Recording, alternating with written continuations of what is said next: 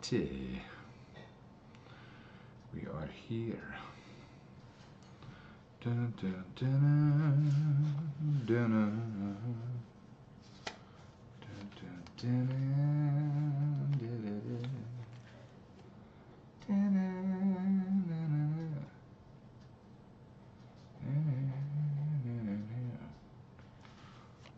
dun, okay. Streamlabs, we're good.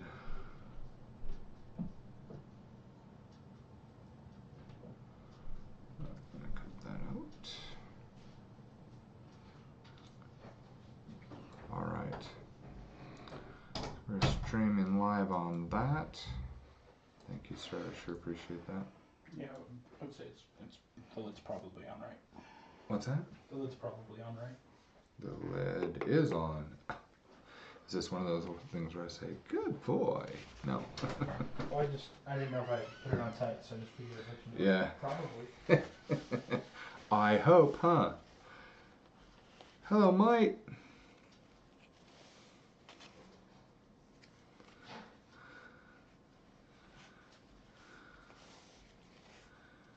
Hello. All right.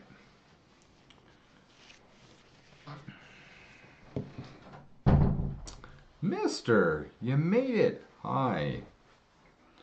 I was kind of hoping that this would be a better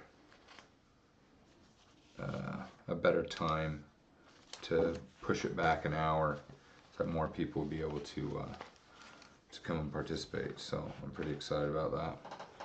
Come on, listen to the rants. Yeah, I think. Oh yeah, definitely gotta wrap that around. That's why I adjusted it myself. So we're about 3 minutes, and we'll turn on the cameras. Oh yeah. Okay. Muting phones. It has been a while. Going good, might.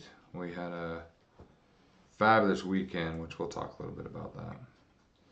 Oh, it ended kind of funky, but. Well, see what I did for my phone, my background. So I thought it was a pretty nice thing. Fabulous weekend. Want to watch, but you gotta mute it.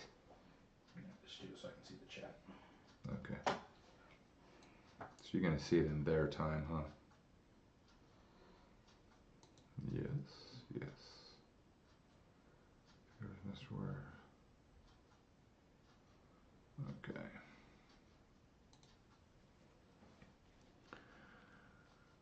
Alrighty, let's see. I need to mute this, mute the phone so I don't have any more rings.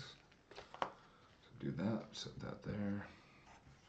Anything in particular I need to pull up on Google for a conversation today? I don't think so. Okay.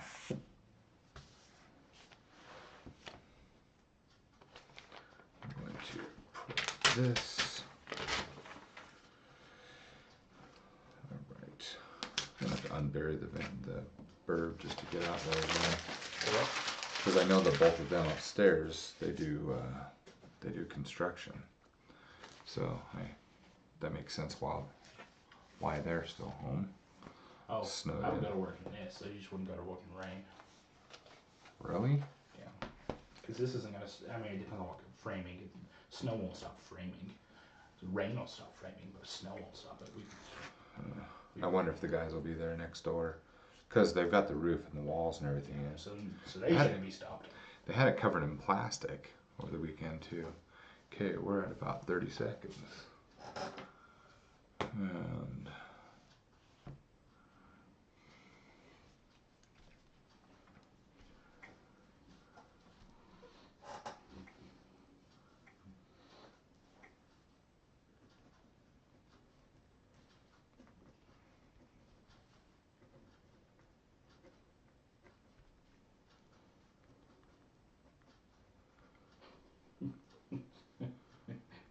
He says, I love going to fast food in the ghetto.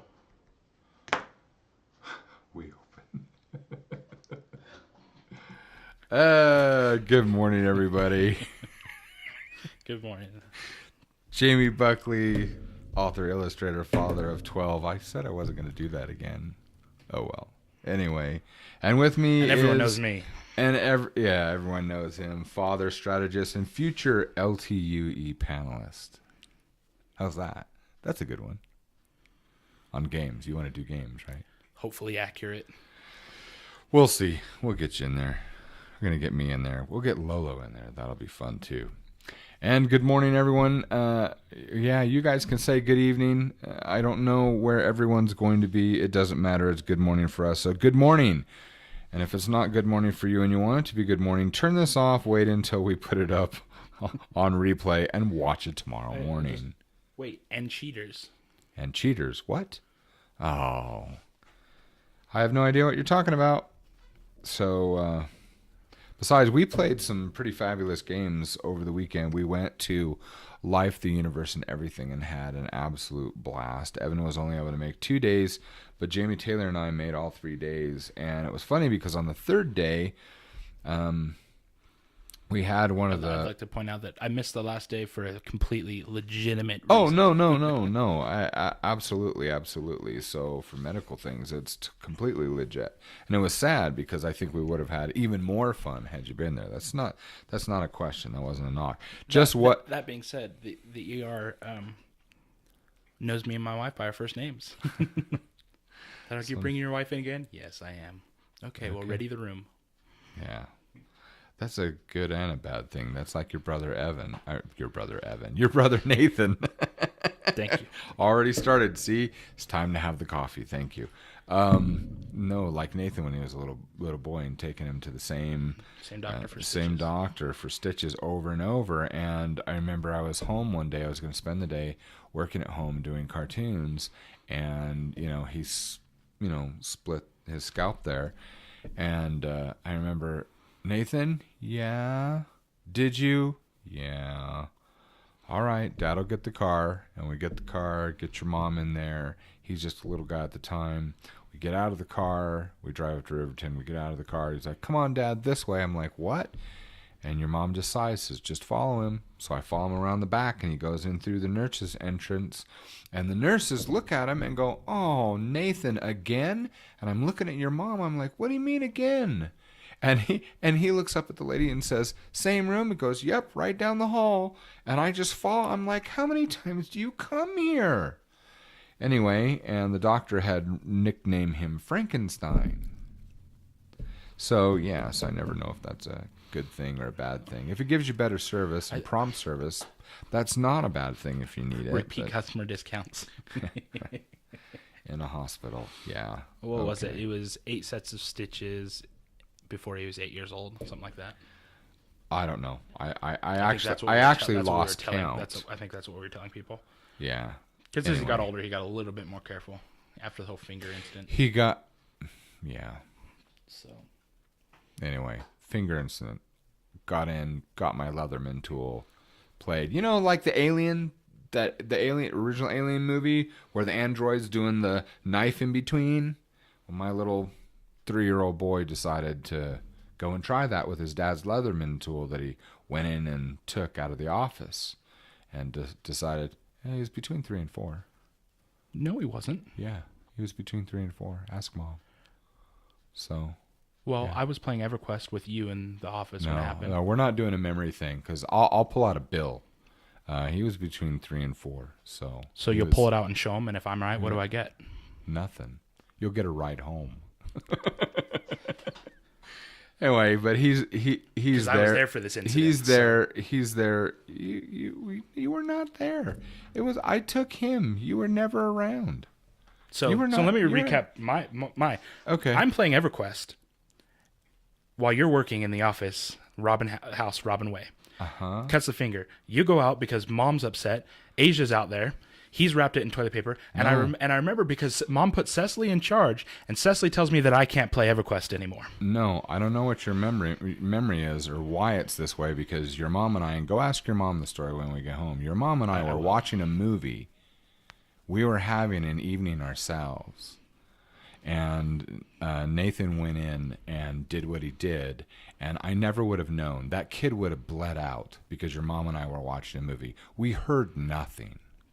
And Asia came out and tailed on him. So you go home and clarify that with your mom. But if he was between that age, and not only that, but me being here and you being a little boy at the time, we're gonna go with mine. This is what we deal with once in a while. So anyway, back to the weekend, which you were not there. How about I tell a story that you were not there at all, under any circumstances, not mental, spiritual, or any other way.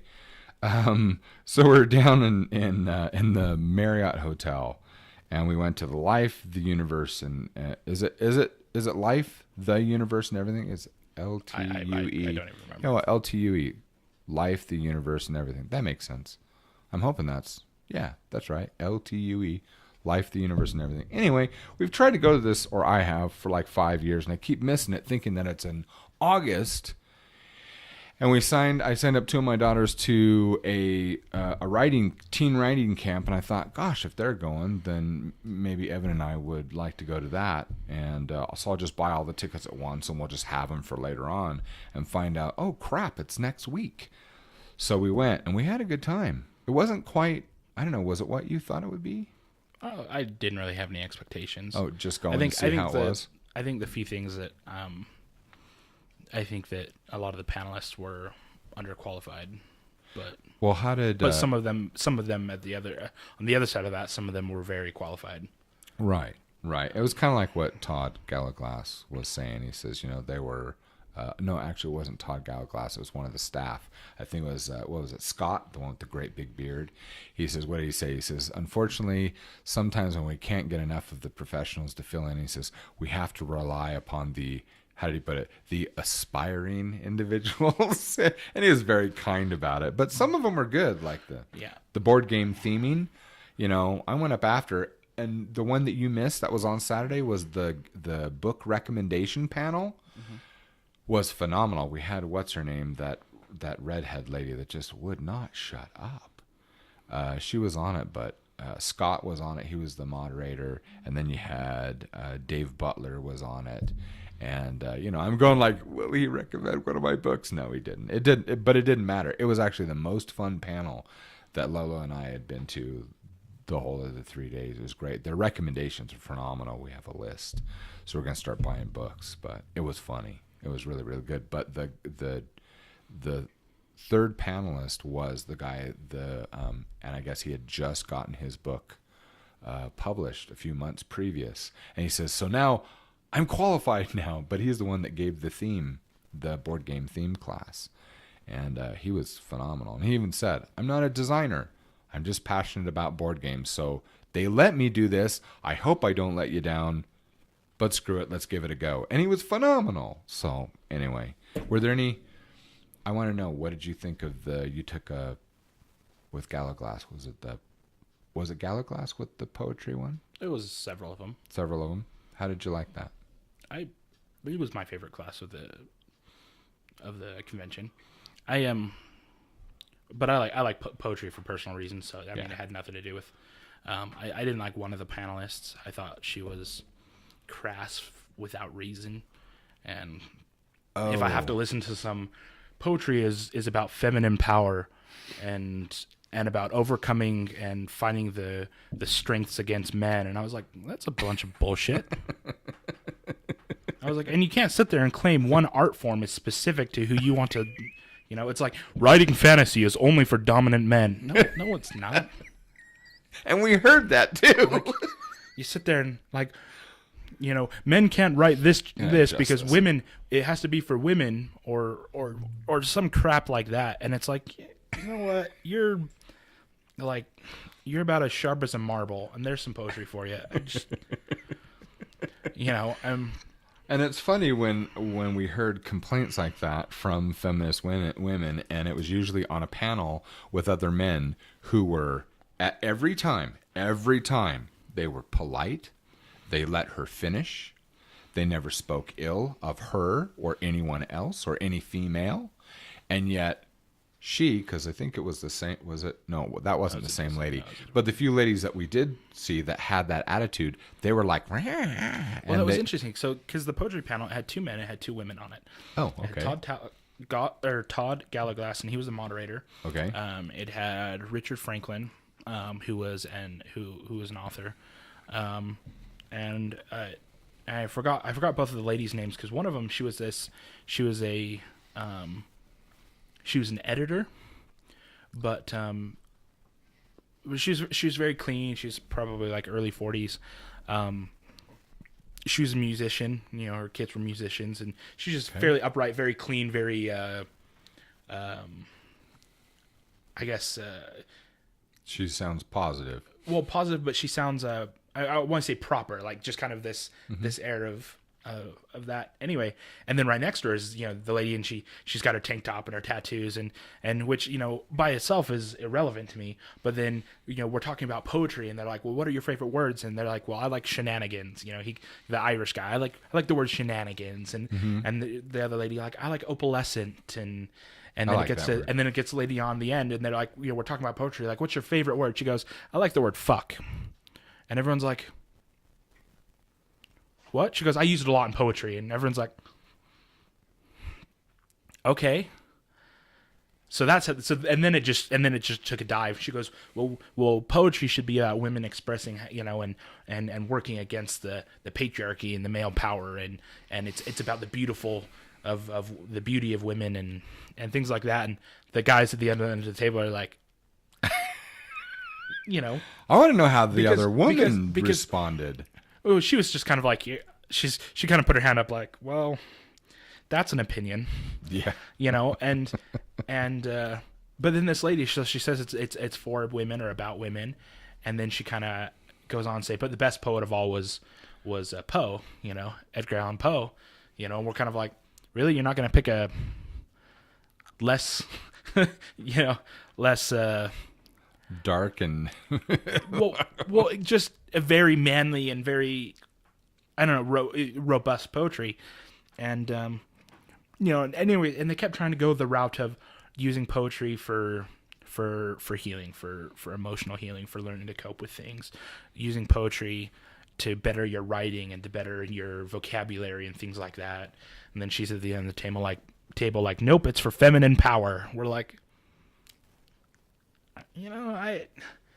this is what's annoying. It's, I would have loved if they'd replaced her with a different female, but she's kind of going from that, and she kept cutting off the guys when they wanted to talk about, each panelist had a moment to talk about their kind, the poetry that they wanted to use as examples during the panel, and she kept cutting them off and be like, oh, well, I have something to say. I'll be quick. And then would take their time up, and they'd get back to them and be like, you know what, you can just come see me afterwards and we can talk about it, because we're out of time now. And so it's kind of, which is where I came inside you, and you were having a nice conversation. So I felt like in that there was just a lack of kindness and respect towards the other panelists that got to me. And she kept using the I'm a woman so I can interrupt, and that got to me really bad. I was kind of like, we're all trying to get information from everyone. We came here to see the panelists and to hear all of them and the discourse between them and things like that. And it's kind of interesting. I one of the things I did enjoy. So you've got this 40-something-year-old lady, and like I said, very proper air about her, and her posture's up, and and Todd Gallaglass, he starts talking about poetry for gamers, because that's what got him into poetry. And she leans back for gamers. Yeah. So I'll explain that in a minute. So she leans back, puts her leg up on the table, pulls up her pant leg, and it's got Zelda socks. This is the proper gal? Yeah. And then smiles at everyone, puts it down, and goes back to just sitting with that kind of, That's awesome. and it just made me laugh. But yeah, so they talked about poetry for gamers, and mostly it was, he did poetry for like dungeon crawls for D&D, other things like that. It was kind of fun. Most of it just humorous in nature. You know what? Because tell everybody the book that you bought from Todd. Yeah, so I ended up buying his book afterwards. It's Lullabies for Dungeon Crawlers. And since we're going to talk about tomorrow, we're going to talk about I'll bring it tomorrow. Role playing. We'll read some of those because Evan was reading them on the way home. I almost had to pull over. I was laughing so hard I couldn't drive. Some of them are good. Not all of them are funny. Some of them are serious. But the ones he was reading, oh my goodness! So it was. Well, and then he even expands a little bit into video games there, because he kind of makes fun of traditional healers in video games, between like a man and a wife playing a raid in World of Warcraft, and at the end the husband goes, "Didn't you love that? Wasn't that just awesome?" And she's like, "Honey, I just spent 6 hours watching a green bar go up and down and trying to make sure that it was full." She goes, "I didn't get crap out of this. Like, this was not enjoyable at all."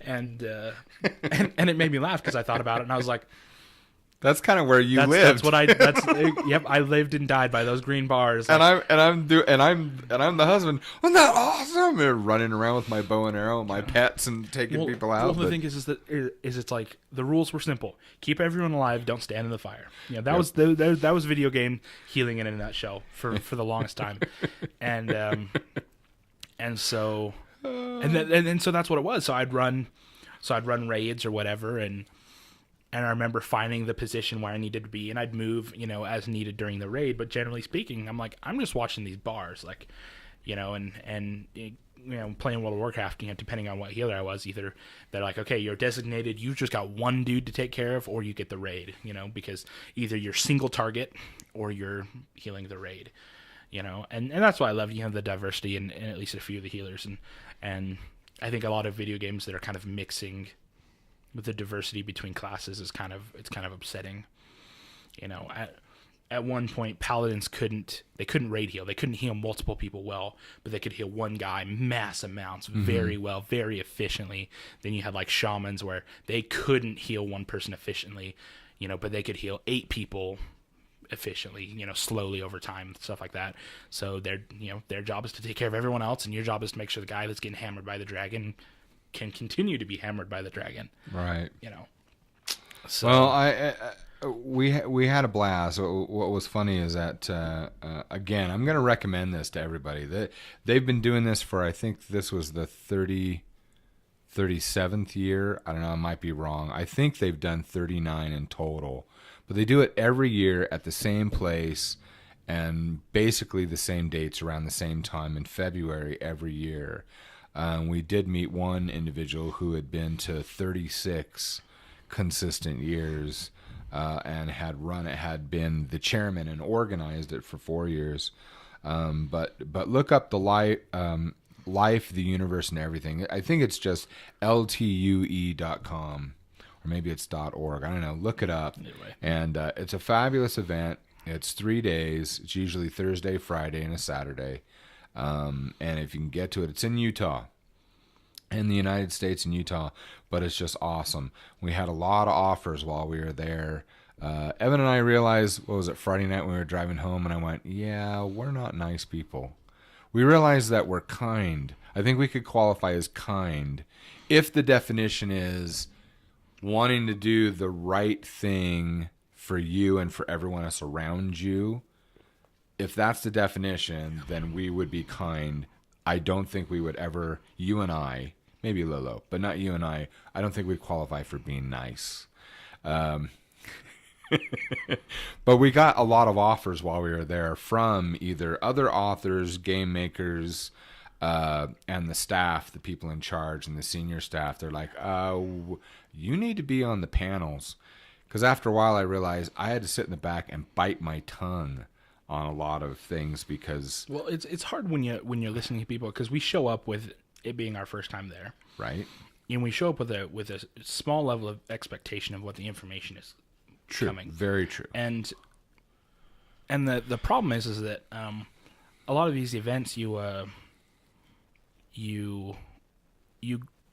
you go to hoping that you're talking to the other professionals, or that you're hoping that where you're at, you're hoping to find someone further than you down the path that you're at. That's exactly what I was and hoping. And finding that this convention is more or less individuals that are in some areas where you're at, and in other areas behind where you're at, and very few but farther forward. I mean, take that poetry class. That was much further along than I was, and that's where I got the most out of it.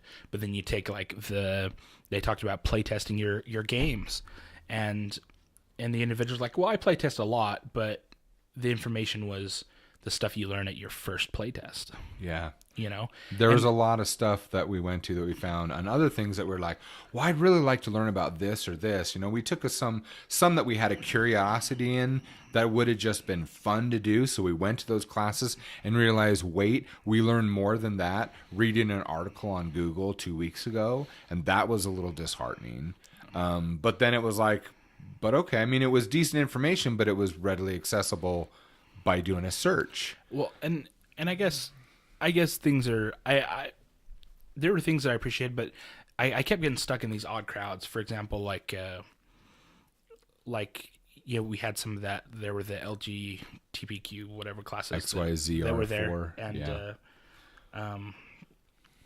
and the problem is that I remember sitting in front of these ladies that are constantly going on about how the fields aren't equal, and because they were talking, it was a writing for games, and they're like, well, we need to have more women in games, and it's too dominated by men, and there needs to be this equality there. But then you go to the gaming one, and the room's half empty. It is 100% male, because at the same panel, at the same time on the other end was romance, and that was packed wall to wall with every female. Yep. And because that's what they wanted. Well, and I was kind of like, and then the next panel, and they're sitting there and they're saying, well, there's such an equality, and I was kind of like, well, you had decisions to come to either one. Like, you paid for all the classes, you just need to show up to as many of them as you want. Pick. Yep. And so some of the classes when I sat through, it was just kind of dominated by that. I go to the Roman engineering class, and there's a lady there going, well, let's look for the feminism in Roman engineering. And the guys are talking about like what the roads are constructed out of. How do you build the roads? And she goes, well, what's the female message here? And they're like, what the crap are you talking about? We're just talking about roads. There's no female aspect to blocks and bricks and dirt. There's no aspect of gender anything. It's just, we're just talking about building a road, and we were talking about, well, why did you want to build a road, and what was the purpose of having a good road, and all sorts of things like that. And so I felt like some of the classes were kind of infected with these individuals that were they were unpleasant to be around. They didn't have manners, and then they felt like the need to dominate and push things on people. And that was a little bit I didn't like it. What I don't understand is they're at LTUE, their harassment policy is incredibly detailed and incredibly strict. And it sounds like to me that was completely disregarded when it came to these individuals. Well, I think it was the thing is that those that were being harassed, me for, I was harassed. I wouldn't say that I was harassed, but I didn't like it. But some of the other panelists, and most of them, it was kind of like, nah. Because you could have an opinion that could be annoying to me, that could be all this, but for me to get all up in arms about it, well, that's exactly what they were doing about everything, and no one wanted to repay that. I would be giggling too much, which would piss her off, and then there would be conflict. That's like Richard Franklin. He was one of the guys on the poetry panel, and that's why I went to talk to him afterwards, because he kept getting shut up by this lady, and afterwards, and it's kind of like, you know what, it is what it is. Like I'll let it run off my back. I'm not going to let it. But I wonder what happens sometimes with these panelists too, of who gets invited back and who doesn't. Well, I was gonna say, and he's been invited back like 3 years in a row, and this was her first time and probably her only time, because lots of individuals feel that way, and the problem that I have is like, I couldn't have a reasonable discussion with them, because if I was if I was trying to go after the fact that you just don't have manners, like just be kind, be courteous, try not to speak over him. Let's or if I'm sitting here, we've paid money to be here at this panel, and you're behind me and you're just going off. Well, it's like be quiet, please. I'd like to hear the panelist. And they're like, oh, are you saying that you hate women? And no, I'm saying shut up and let them finish. I'm like, I was like, well, I thought you were men based on the tone of your voices, but like I was gonna turn. It doesn't matter who you are. It's like, just can you be quiet? Like I'm like I paid money to be here. I just want to listen to the guy. And so you're expressing dominance over us. I can't have a discussion. Like, just please keep your mouth closed. Like, or go talk in the hallway. Like everyone else has to go talk in the hallway. I mean, and take any time. It's like I have a question, but I'm thinking it's a bit more of a statement, and the guy's like, you know what? If it's a statement, keep your mouth closed. Wait till afterwards. And I'm like, okay, I can appreciate that because this is his panel. He only has a limited amount of time.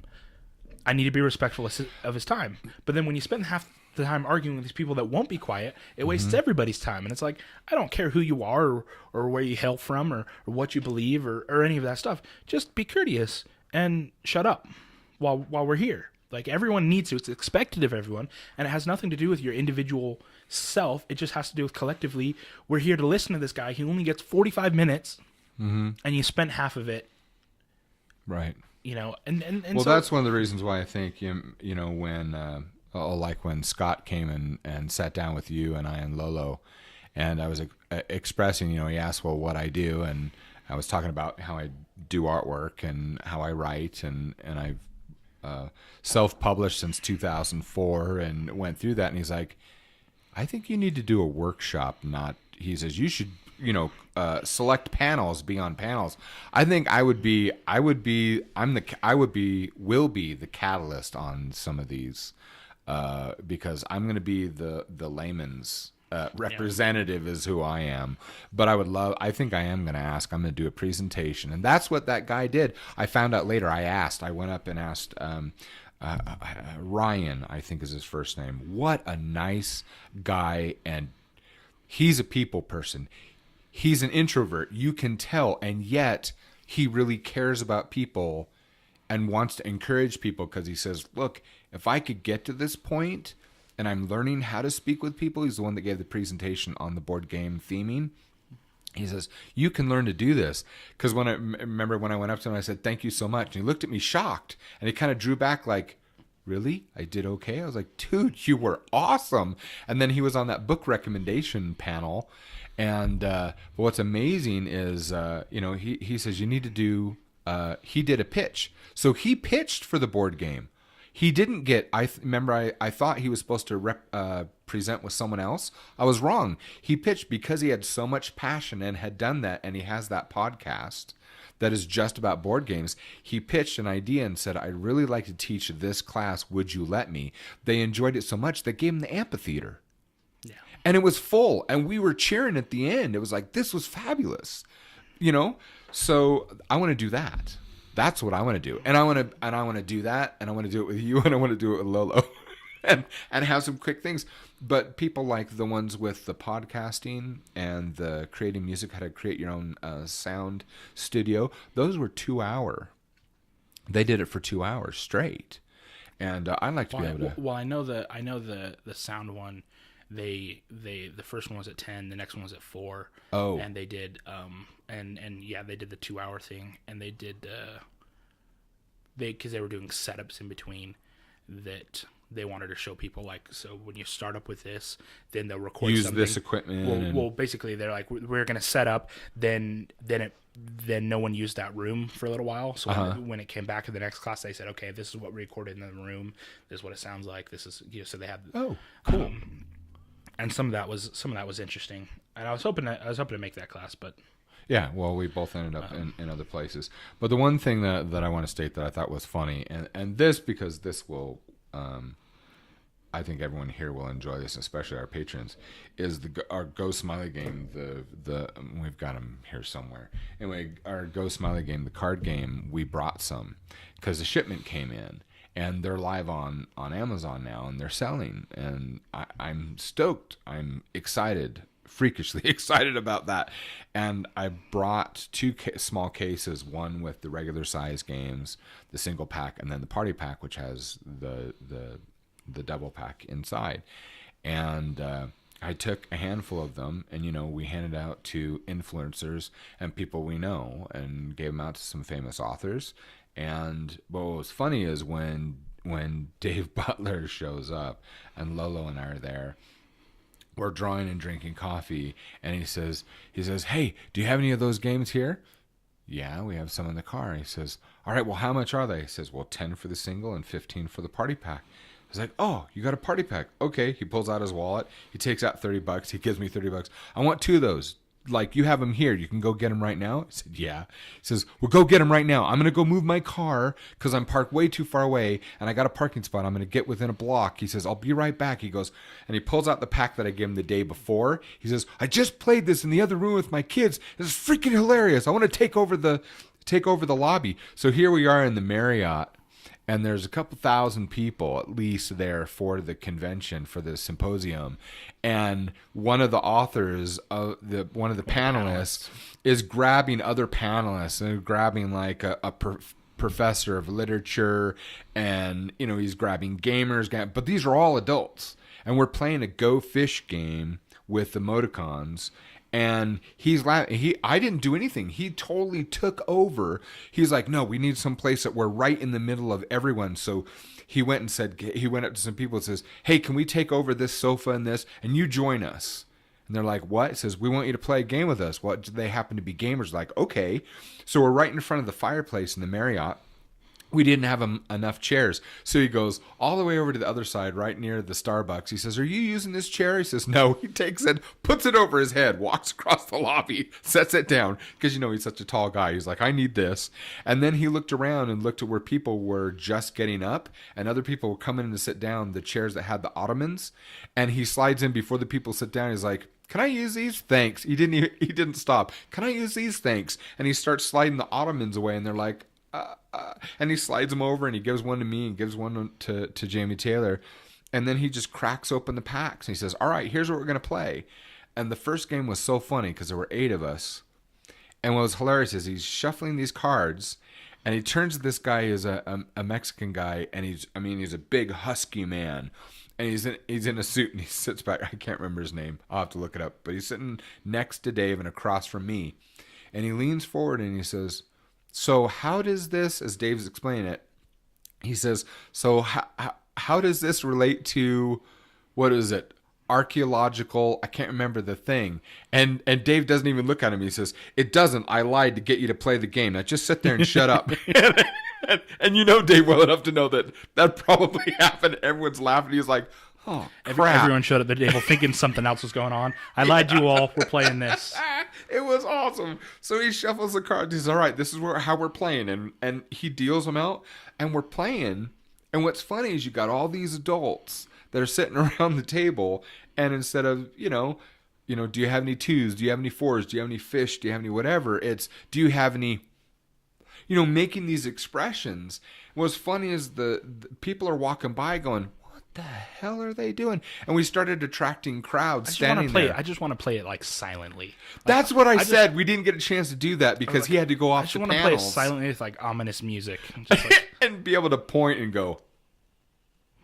Yeah. And people go, "What are you doing?" But some of the people at the table bought games. I got a lot of exercise. Finally, what was funny is that I'm bringing the box in. I want to go back out. No, I go out and I get one. I come in, I sell it. Then someone says, "Wow, that's awesome. Do you have any more?" "Yeah, in the car." "Okay, I'll take 2. I go out to the car. I bring it back. "Do you have any more?" Finally, I go out to the car. I piled a bunch into my bag. I come back in. No one buys anything. I was like, "Got it." Okay, well, I'm just getting my exercise today. Out to the concrete parking garage, up the flight of stairs, all the way to the end of the parking lot, back down the 3 flights of stairs, into the hotel lobby, then back out again. But I slept well that night because I got my exercise for the year. So, anyway, I highly recommend Life, the Universe, and Everything. We're definitely going next year. We're hoping that we're going to be on the panels. I'm going to work towards that. And the nice thing is I want to do workshops because I want to show people how You know, most of the people there are focused on the traditional route of things. And I want to show them the non-traditional route that actually works for more people than the traditional route. And well, I think the thing is I think the argument between the traditional and the non-traditional route is that should you go the traditional route, there's safety in it, and so because the idea that you pick up a book deal, it means that you're not doing the marketing yourself. You're not doing this. You know, you basically you're sacrificing some of your freedom. See, but that's part of the lie. That's what. Anyway. Well, sorry. my point is that it's kind of like whether or not you want to be freelance or you want an hourly wage. And there's the thing truth to that. Is that the potential? I mean, between freedom, between money, between all the other stuff, is so much greater here. But there's this safety net here. You know, because take the book contract and they say, okay, we want you to write another book that has this, and this. We're going to give you $20,000. Well, then, you know that you're at least going to get $20,000. You're going to give them the book. Now, here's what happens. If the book does extremely well, you won't see another penny. But if it does badly, you at least had your $20,000. It all depends on the deal in the contract. On the contract. But there's this mindset there that's the same because the publishing house says, okay, if this book is good and we can publish it, they're looking at it as money because they know if we can advertise it, if we can market it, if we can get this out, this can bring in money. You know, and so individuals that are looking, they're like, well, if I just want to get published so that. But you know what's happening more and more, and this is what I would end up pointing out to people, and there's some truths in that, but there's quite a few misnomers in your description. And I know that I have a lot more experience in this area than you do, and on also because you've got even David Farland, he's got part of his career he's gone independent, and the other part he still does traditional. So he has his foot in both camps now. And I've not only worked with him, I've worked for him as well. And so but like taking Barry Eisler, who has been a friend of mine since 2005. And now he makes a phenomenal living. He's completely independent. He has an agent, but I mean, this is literally his business. There was a time where you could get his books, if you bought a Kindle from Amazon, his book was preloaded in the Kindle. How he got that deal, hell if I know, but it was brilliant. His was one of the first universes. I haven't looked it up in the last year, but his Hard Rain character, gosh, drawing a blank here. But anyway, his assassin storyline was a fictional world, and I can't remember the name of it, on Amazon, where you can write fan fiction. And Amazon has gone and done the millions and millions of dollars of legal to purchase, TV universes, comic book universes, and all that, where Barry said, look, the way that they did it was this, is I wrote the rules of the universe. If someone wants to write fan fiction and publish it, what happens is I end up establishing the rules that they have to go by. Then when they turn that in, the Amazon staff goes over that, but then I give the final okay, and Amazon will actually say, look, we want to publish your fan fiction. It's so good, it's approved by Barry Eisler, and you get 50% of the profits. What Barry gets on his end, I don't know, but he said, Jamie, have you ever considered Wanted Hero using it as a business and giving it out a little bit more? And I said, I have, and I want to keep it where I've got it, at least for now. But seeing individuals like that, Barry, for the longest time, was, I want to stay with traditional. It was like, absolutely, I'm not going indie. But Barry built, this is one of the misnomers. With Barry, he wasn't the flavor of the month or the flavor of the week. He wasn't a Stephen King, okay? And so when he would go, he was expected to go and do book signings and things like that. That was not on the publisher's dime. Most people don't understand that. They're not going to pay for everything. And so if you're out there busting your chops and doing things in a really large way, now there's a flip side to this that is happening now that was blazed. The trail was blazed by, oh gosh, we've talked about it. The first millionaire indie author. What was her name? I don't remember, but anyway, and I know Amanda Hawking. Amanda Hawkins. So she makes $1 million by doing Kindle KDP. These were 99-cent books. She had already written 8 books, and over the months she released the new one each month. Now, it was in a niche. It was the vampire romance thing that was super, super hot. But the example that I want to give is not about her becoming a millionaire, but she had already established and had done some things herself. It was already selling. She started making a living doing that. And publishers came in after the fact, and remember, Todd told us the same thing happened to him. He had a few books that were established that were becoming popular, and an editor and a publisher came in and said, we really like this. We know we could help you to make it a whole lot better. Would you be willing to, either sell us or do a contract to release a better version of these books? So now there's the traditional publishers are realizing if they don't adapt and work with the talent base that is a lot bigger than they gave credit for, that they acknowledged as these gatekeepers, because they're still saying we are the gatekeepers. But the readers and the authors in the world are saying, we don't give a shit what you think you are. I think there are a few things that, the first one is that there was a class like, how come I don't get a standard the Brandon Sanderson contract, yeah. And I think that was. Did you go to that one? No, but based off of what I got from what it was about, is it was talking to people about that. They're like, well, why can't I get that kind of contract? Because most of because their idea was that they were going to get that kind of a book deal. Yeah, and when they got more of the, okay, we're going to pay you $5,000 and you're going to give us the rights to everything that you're writing. And that happens more often than not. And they're kind of like, well, I wanted $30,000 and 50% of everything. And I don't think Stephen King gets that. Well, and just a whole bunch of stuff like that. And they're like, why don't I get the Brandon Sanderson deal? And so that was to address, because I think a lot of people think that's what a traditional publisher does, that their publisher is there to boost them to fame, when it's more of the publishers gathering all these individual authors to make money. I mean, that's what they do. That's the goal, which isn't bad. It's not. The difference is that like I said, that difference between you can have a guaranteed hourly wage, or you can own your own company. And so to put it in terms for everyone, watching, it's kind of like my view on why it really irritates me when people say, well, we should own a part of the company because we work for the company. And my opinion is that you gave up your right to have that extra money and to have all that stuff when you signed an employment an employment agreement to work for a company for a specific wage.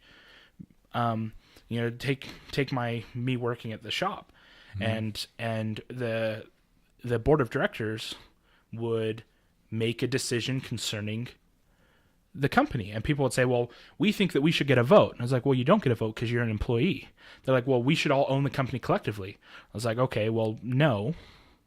And this is why this whole, there's this American in me that it's a big deal to me, because you didn't accrue the risk. That when the company was started, do you know who was making money? Not the founders. That's right. What did they do? They paid the vendors, they paid their employees, and they didn't get a paycheck for 5 years. Cars. They worked 27 out of 24 hours a day.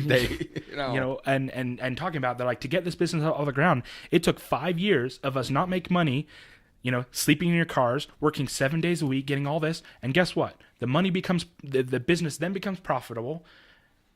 They're still paying those people those wages, but all of a sudden the people are like, well, if more money's coming in, we want more. And it's like, well, you signed a piece of paper that said, I agree to be paid this much. Mm-hmm. You didn't come in on weekends. You didn't accrue the risk. You weren't sleeping in your car. You showed up to work on time. You left on time. This is why people got mad You did your job you're paid for. This is why people got mad at that time at the shop with your Uncle Lee and I. Because someone got a hold of our paychecks and saw that we were making a lot more money than everyone else. But when they brought it, if I remember correctly, when they brought it to Daryl, he said, but wait a minute. These guys work the odd hours. They work the weekends. We worked every Saturday if there was work. And when there was a crappy job that was like 2 cabinets, but it was like 900 miles away, your uncle and I were willing to take be paid $35 to go do it. Why? Because we knew if we were willing to take the crap job when it had to be done to either sustain or up I'm losing words today. The reputation of the shop and the name of Daryl, our employer, we were willing to do that because we knew if we were willing to do that, if there was a really good job, chances are Daryl would give it to Lee and I when we needed something. Well, and that was and other people wouldn't do it. Is it's like we own the company and all things need to be fair. So here's the great example. I know we talked about it a little bit last time, so I know I'm repeating myself, but bear with me here, guys. Is that when he paid a specific single mother that when her husband left her and she had 5 kids and she goes, I can't work full time. I have to be there. And the only hours I can work are 4 a.m. to 8 a.m., which the shop's not even open at those hours. So he goes, okay. He goes, so what I'm going to do is let's say you make $2,000 a month normally at your full time after taxes, everything like that. He says, so I need to find out how much I need to pay you so that you make that much, but you only have to work those few hours in the morning so that you can be home, so when you looked at her hourly rate, she was 7, 8, 9 times more than some of these other people. Right. And she only worked 2 days, 3 days a week for very short hours. Mm-hmm. But she was making a full-time thing. And his purpose for that is that we as a company want her to know that we're behind her, that we know that hardships happen and that we're going to take care of her. And then people are like, well, how come she makes so much more money than me? And they're like, circumstances, but the big thing on that is that it's none of your business whether or not someone makes more money than you or not. Exactly right. Because their agreement with their employer has nothing to do with you. If I wanted more money, I would go and I'd say, I would like a raise based on my merit, how much I worked, all these other things. And you go, okay, then if you feel you're worth more, then you're worth more. And I wasn't often compared with other people because it was irrelevant what their agreement was. Because if I felt that I was worth more, then I would negotiate that I felt I was worth more. But my worth wasn't dependent on what somebody else around me was getting paid. And so it kind of goes, again, that freedom versus there. So I knew that I was going to get paid whether the company did good or bad. Mm-hmm. The owners don't have that guarantee. Nope. If the company does bad, legally, you have to pay your employees. You can lose your home and become homeless because the courts will sell your home to pay your employees. Yep. I have a guarantee if I show up to work, I get paid. Right. The owner doesn't. And there are good months and there are bad months. And we had some bad months while I was working there where he's like, guess what? The owners, we are not taking home a check this month. Yep. But then 2 months down the road, we make a lot of money. They get to bring home extra. And the thing is that they kind of regulated it. No one at our specific shop was making a whole lot of money. And the owner, in order to appease some of these people, made his finances crystal clear for everybody, which I don't think he should have done. I don't either. But for a little while, and people were kind of like, oh, well, you're surprised that there are several people that make more than the CEO of the company, because he was just like, I want you guys to stop being so upset. The men and women who run that shop, first of all, I've known several of them before you were born. And first of all, I love them all. I think they're great people. Best boss I ever had was Daryl from the shop. And they all live on budgets. Yeah. They're very disciplined, kind, thoughtful individuals. You are not going to... That is not a common thing in a company. Yeah. Well, so my main point for that was like at the conference and the difference in writers and publishing deals is that they're accruing the risk. Right. The risk is 100% on their shoulders. For example, like talking about a publisher. Yeah. Okay. So if you as a writer, if you want a publisher, then what you're doing is you are giving up the risk in order for something more, basically a safe net. Now it comes with two things. One, it also means there's a cap over you. Mm-hmm. Because you can only go so far, because rather than the high of highs and the low of lows, you just want to sit in the middle comfortably. And what's funny is to back that, Amanda Hawking was really funny. Here, she got to the point, I think it was 4 point something million dollars.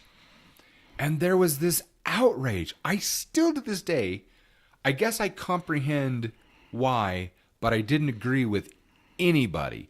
And there was this outrage of all of her not all, a large portion of her fans that had gotten to know her through social media and through her blog saying, "You're a sellout, you're a this." And then there were people, a small but very loud group, me included, that were saying, "Hey guys, back the flip off. If you didn't read what her goals were first of all, she never thought she'd get to that point. She didn't. It was such a beautiful thing for her. She wanted the ability to write books as much and as fast as she wanted, and she wanted to go the traditional route for one specific reason. It wasn't the money. She made more money, and who knows, maybe that's changed now. So I'm just making a general statement to my understanding. But it wasn't about the money. It was about she wanted to be able to do what she did to make a really good living and have someone else handle the headaches for her. Yeah. And it was a upper end family publishing company that says, we will do all these things. She makes much better than a good living. She makes a great living. And they compliment her, gave her editors and publicists and all that work around her, and she just cranks out beautiful work. Well, so she says, I'm living exactly what I had always hoped for. I get it now, and you guys are telling me I'm a sellout?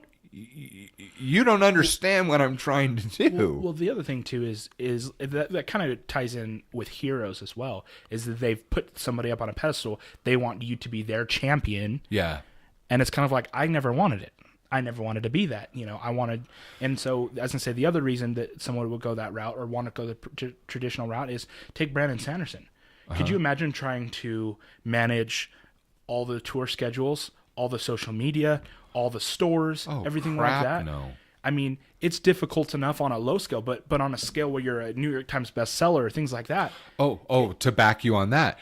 So on Saturday, before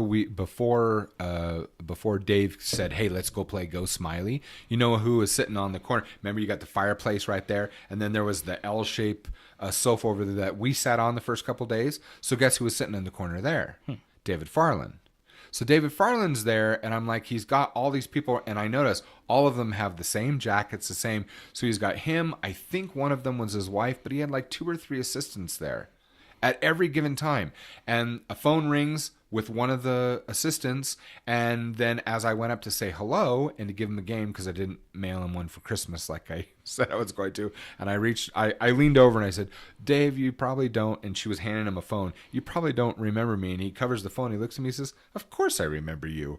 And I said, "Well, here's a game." He goes, "Sorry," and he takes the phone call, and the lady takes it from him, and she's like, "Oh, do you want us to play?" I'm like nothing now to this woman. I don't know who she is. She's like, "Oh, do you want us to play this game?" And I said, "Well, yeah, it was a Christmas gift to David." And she's like, "All right, we'll play the game. Thank you so much." And I was like, dismissed. And I was like, but that's the way it needs to be. And I was totally if you respectful. imagine like Brandon Sanderson coming out of one of the halls and he has to have people around him. I never even saw him once there. That's the point. Which is we're weird. Going to schedule your exit. You go into the room and they're there at the panel, and then when everyone gets up, there was 3 times, like Brandon Mull, I was like, the one part what was funny though is Brandon Mull goes out, and I sat there and I'm laughing. I'm like, oh, he must have needed to use the bathroom. And like 30-45 seconds later, he comes in going like this, because it's like his next panel was in the same room. Never mind, I'm going to go sit down on my place again.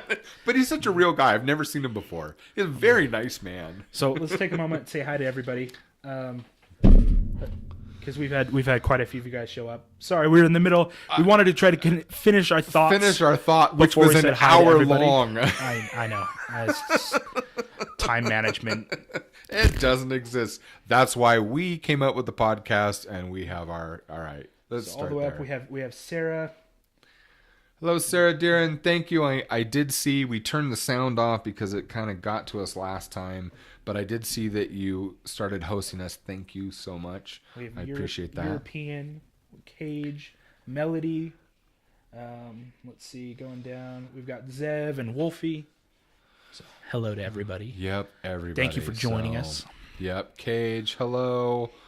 Melody, yeah, the convention, I loved it, and I'm hoping if everything goes right the way I believe it will, knock on wood, They're probably going to have me come back as a panelist and as a teacher next year. I'm hoping so. I'm hoping to have Evan come back for him to work on some of the gaming panels, and actually Jamie Taylor, so Lolo, who is only 15 right now, she leaned over and she says, "Dad, could I be a panelist next year?" I was like, "What?" And one of the No, finish your thought. I would say one of the upper I keep wanting to say management, but it's not management, but the people there in charge of the convention said, "Well, there's no rules against it." I said, "Have you done it before?" He says, "Not that I'm aware of." He says, "But that could be fun." And so I said, "Well, then we just need to make sure that she publishes a couple books this year." And she's wanting to write children's books. And that's what she went there to learn. And she took the classes there, and she's like, "I'm already doing this, Dad." I said, "I know. It's okay. I know."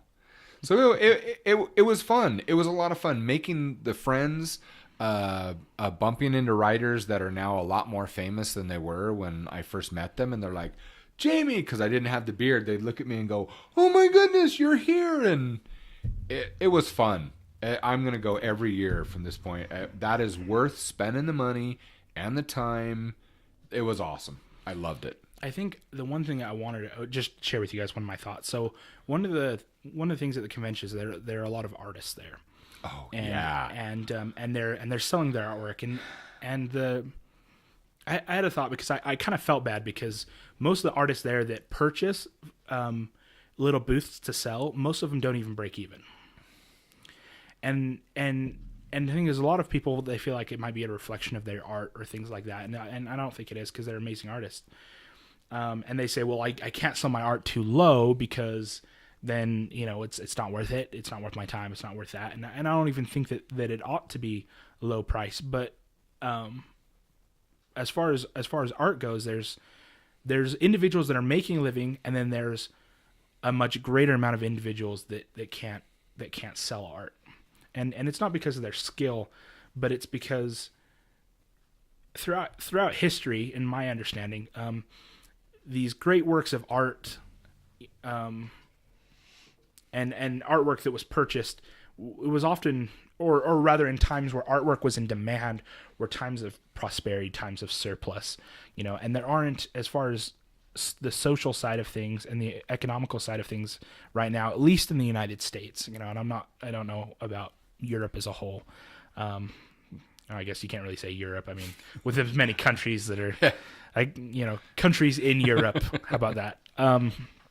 But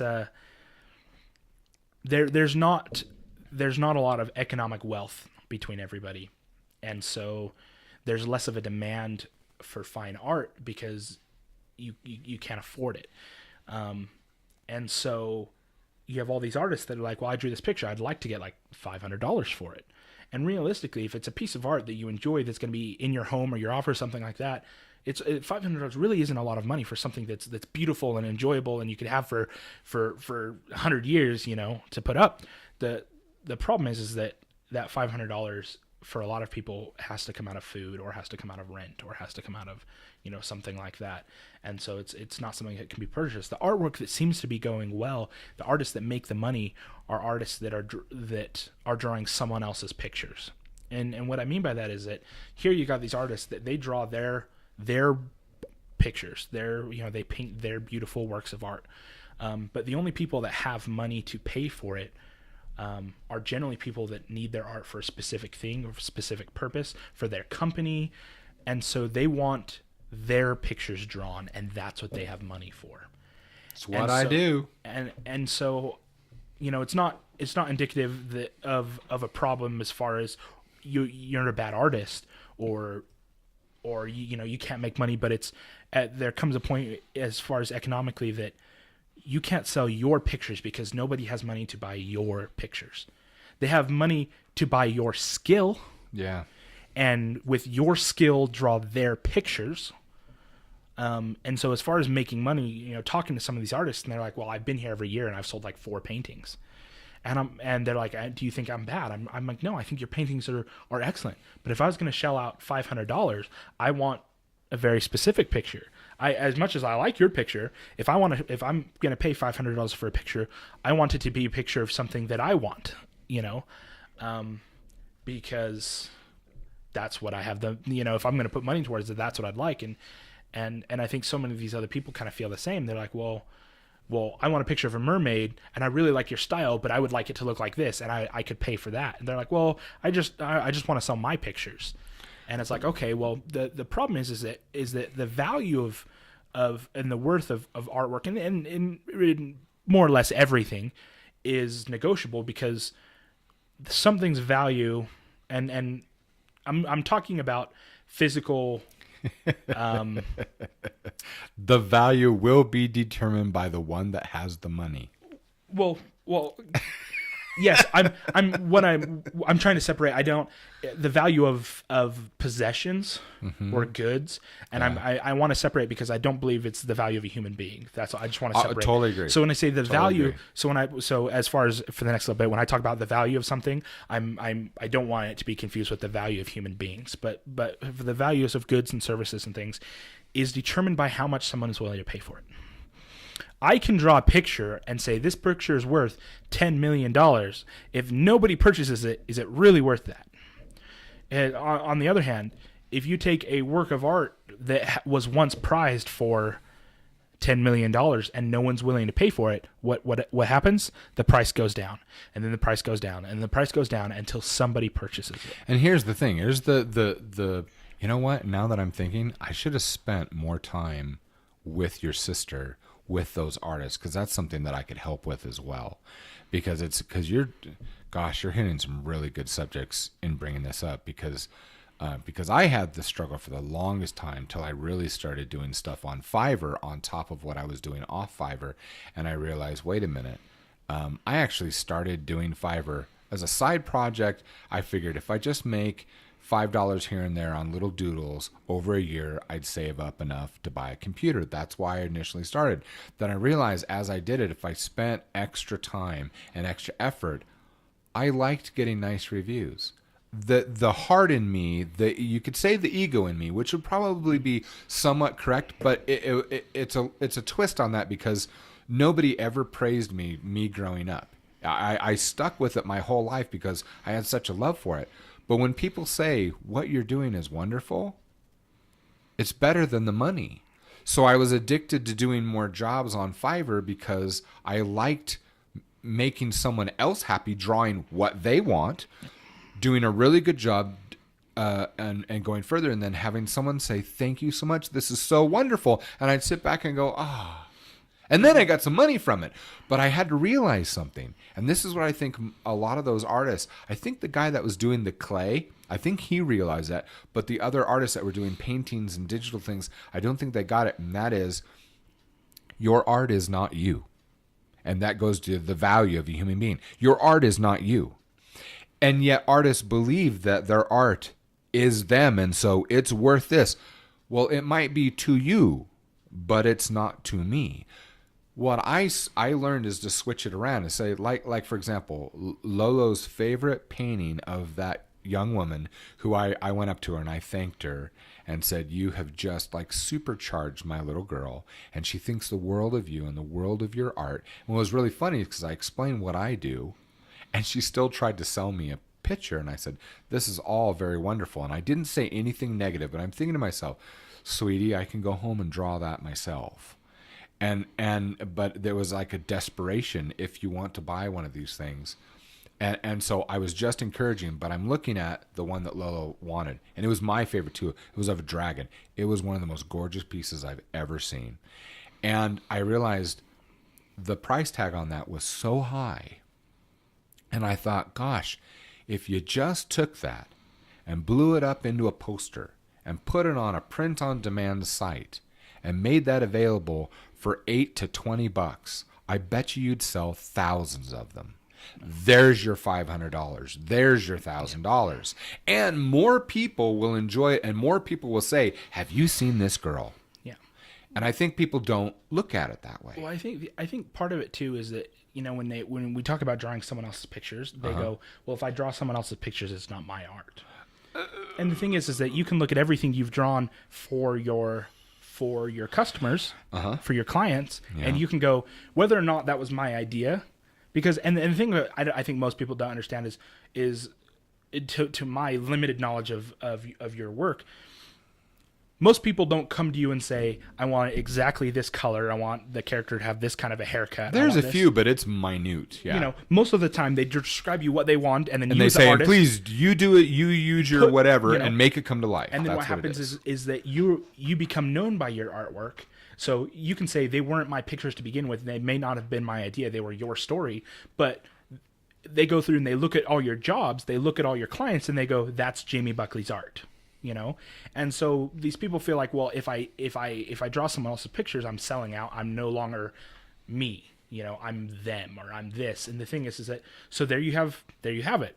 Well, do you want to make the money, or do you want to, you know? And the problem is because they're wonderful artists, and they can pour hundreds and thousands of hours into their craft, and I'd love for them to succeed. But the thing is that it's difficult to take that price tag.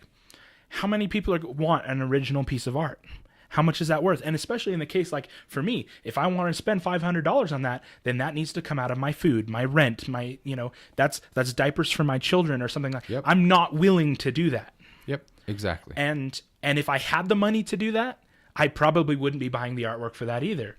And it's not indicative of them not being skilled. But what do I value it? So you value this picture at $2,000. You've never sold a painting at $2,000. Is it worth $2,000? Because no one's willing to pay for it. Exactly. And is it? I'm sure it's worth that to you. Mm-hmm. You know, so the value on so many things is it's flexible, and I think the other thing too is it kind of comes down to that self-worth. So when you're struggling to make it in a career, especially any sort of freelance career, it's too hard to have your self-worth damaged by a bad review or a bad client, or the inability to get work when you need it, or all these things. And that kind of comes back to what we talked to of, well, if your self-worth is based around that, then you're going to be hurt a lot because where you place your self-worth is too fragile. And so to look at these artists and they get so upset when they can't sell anything, and it's kind of like, well, you need to understand that, you know, they're like, well, great works of arts go for hundreds of millions of dollars. You're right. Look at who's buying them. Look at why they go for that much. And, you know, and a whole bunch of things, you know, you have to play to your audience. You have to play to your niche. Yeah. It's like on Fiverr when, you know, the average, I love when I get these reports back from Fiverr that say, hey, you're this. I don't pay attention a whole lot to the notices that I get on Fiverr because, you know, you've got people that'll do things for $5 or $10 or $20 per gig, and then you look at my gigs. My average gigs, on average, start at like $1,400 to $1,500 and go up to $5,000. And you know, now at the same time, they say, "Well, I do, you know, 50 gigs." I said, "Well, that's awesome. I did one last month, but it was for $5,000, and it took me a month to do, and it was like, you know, 24 pictures. So 24 pictures." You know, separated into $5,000 is how much, you know, that's a really good wage. Fiverr takes 20% of everything, including your tips, which I think is a little rude. The tips should be whatever anyway, but the thing is that's still a good wage. And on average, I have 2 to 3, you know, I have 2 to 3 of those a month. And this is just my work on Fiverr. And then I have all my clients that are off of Fiverr. So at the same time, I also have set times so that I can do my own projects. The other thing is people don't realize is that if you do projects for other people, you're also getting free advertising.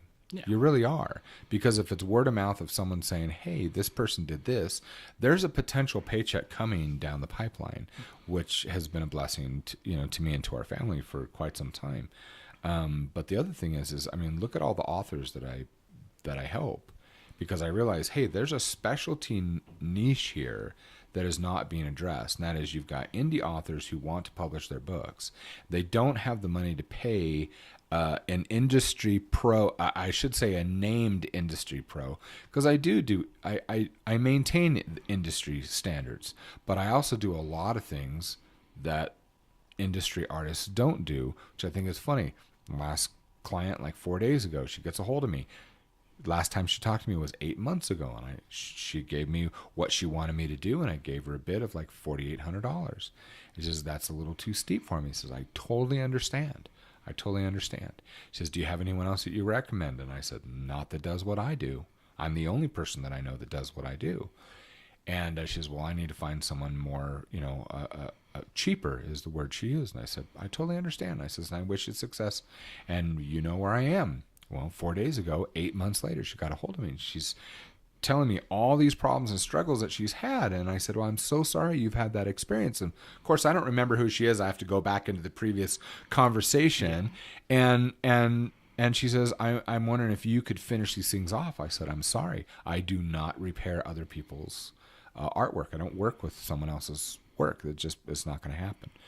And she says, well, I said, well, what was the problem? She says, well, I found out that, this artist after all this time, and we're like 2/3 of the way through, she's so incredibly slow. She's taken almost this entire 8 months. I'm like, 8 months for 24 pictures? She says, yeah. I was like, well, I'm sorry you're having that experience. And she says, and then I find out later here close to the end, she says, all she does is artwork. And I said, well, you hired an artist. What did you think you were going to get? Well, you do this and this and this. And I said, I can look up in our chat. And I said, no one does what I do. And it's funny because at the very end, I put in another little plug, and it was a little bit of a poke to remind. I said, so what have we learned here today? And the response was 2 days later was, I should have come to you first and spent the money. I said, because she realizes now and sees what she has to do now to redeem her flagship book, she's had to pay a lot more than coming to me in the first place. And so it's, as an artist, whatever profession you are in, you can do that and find, because we are in such, look at Twitch. Look at what we're doing here. There are so many tools. We have access to do just about anything. I'm going to say virtually, because I don't know that we can do anything we want, but pretty doggone close, I imagine. Anything we want. And it doesn't matter. As long as you have access to the tools, if you're going to write, Melody's a clever writer. Wolfie, she's just cool. She can make a living on just being cool. People will just watch her. So you have all these people that have these talents and skills, and we can use this. Evan and I are not using Twitch to make money. I think we have 3 subscribers now. We have 3 subscribers. Big flipping deal. You guys are here. This is about relationships, right? This is about having a platform and to be able to talk with people. And so I think we're a little bit off of gaming today. I know, but we're still going to round out this point. One of the things that any profession, I think that so many of these individuals, especially with like book deals, art deals, they think, well, if I'm just good enough, someone will come pick me up. And all I got to do is, I don't have to have people skills. I don't have to have a salesman mentality. I just need to do a good job, and someone will come in. Now, to be clear, it has happened. It has. But that's like you have to have like the fat chick in pink with slippers with little wings on your back saying, "I'm people here, have also, Cinderella." I was gonna say, people have also won the lottery. Perfect point. Perfect point. The point is that people only hear about those, like the book deals, and they go, well, I want a Brandon Sanderson book deal. I don't even know what is a Brandon Sanderson book deal. I don't even know what happens. In my limited understanding, the idea is just none. So you're still ahead. Just that he got to keep a good portion of his rights. He gets paid a large amount up front to write, so that he doesn't have to have a day job while he writes, and then he also gets residual income from it. Okay, I believe. And anyway, but the point is that he's an amazing author. He was also like 17 years into his writing career before he got that deal. There you go. This is like that Charles Schultz. It only took 29 years to become an overnight success. Well, and so when they say, I want that deal, and they're like, well, have you written a book yet? Well, not yet. And it's kind of like, Well, 17 years, 4 publishers, being homeless, There you go. and all these other things that like working a day job while doing all that and all these other things. And Find a good day job where you're like he. I loved his story about what did he manage the desk at like a motel or a hotel, and he's like, he chose the graveyard shift. Why? If I remember the story correctly, so he could write, and he'd help like one person every 90 minutes, and then he could go back to writing, and he did that for years. And I was like, what an excellent way to do it. Yep. And so a lot of these people, like, Advantages. they're fantastic artists, but they're sitting there at this convention going, why hasn't anyone come over and told me how great I am and started advertising my stuff? Did you ask anyone to? And I look at publishers the same way. So one of my buddies, Jeremiah, he said he would often pick people up who, hitchhikers. Yeah. But he said, I will never pick up a hitchhiker that isn't already walking. He says, I'm not willing to pick up a hitchhiker who's not willing to walk to where they're going. Fair enough. It was always kind of odd, but it reminds me, a publisher's not going to show up to somebody sitting at a table, oh, I see you have a manuscript. I would love to read it and make you money. It's, they're looking for someone who's out there hitting the pavement going, I can do this. And then they go, okay, well, obviously they're self-started. They're trying, they're this. That's somebody that's profitable. They look at you and go, that can be profitable. It's the same thing with artists, Yeah, right. Here, to point out something on that, that they look at you at that you're profitable. Here's the thing. They don't, I'm going to say this very bluntly. Those of you who know me, plug your ears. They don't give a shit who you are or what you are if they can't see a dollar sign. This is not a hobby to these people. It's about money. It is about money. Which isn't a bad thing either. No, it's a business. If you're going to go that route, know that you have to go by that set of rules. I'm willing to take all the risk all the time.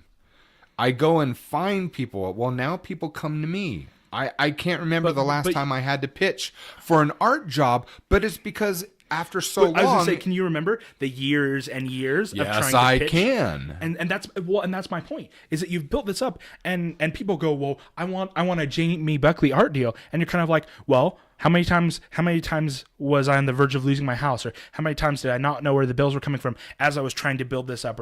Or how many times was I in desperation trying to convince someone to give me work? Exactly. And people go, well, I don't want to do that. That's scary. Well, of course it's scary. But then what happened is not only were you good, not only did your artwork improve, but then people are like, he's willing to go the extra mile. I'm going to go with him. And then people are like, well, they had really good results, so I'm going to go with him, versus the other person that's like, well, I have a day job. This is my art. Come find me if you want it, And because that's the take that a lot of these people have. They're like, well, if I show up to the occasional convention and I just make sure that my Instagram's full of my artwork, then I'm going to make all the money, and that's all I need to do. And then they go, well, why am I not making money? I'm so good. And it's kind of like, well, you are really good, but how are you applying it too? If you're there, okay. So let's meet this halfway. Let's take the people that aren't willing to do things, and the people that either are or seem like me, that they're doing all the work for everyone else. But what people actually don't see is that I'm actually a hybrid in the middle. And here's why I say that. So I'm making money on my artwork. I'm doing really well off Fiverr. I'm doing really well on Fiverr. That's great. And then I realize, you know what? Since I have momentum in both areas, if I'm going to draw for other people, I'd like to draw what I like to draw, that I've never, and here's the thing, that I've never done before that I like to draw. And that was children's books, because I have a lot of children. I still have little kids, and now really focused on Roman, on your baby brother, because everyone else, they're not reading picture. Well, Winnie is. So, but I realized I always wanted to draw the sweet little things that I've spent 20-something years reading to my kids and saying, wow, what a brilliant artist, what a great writer. And I realized, why the crap am I not doing that?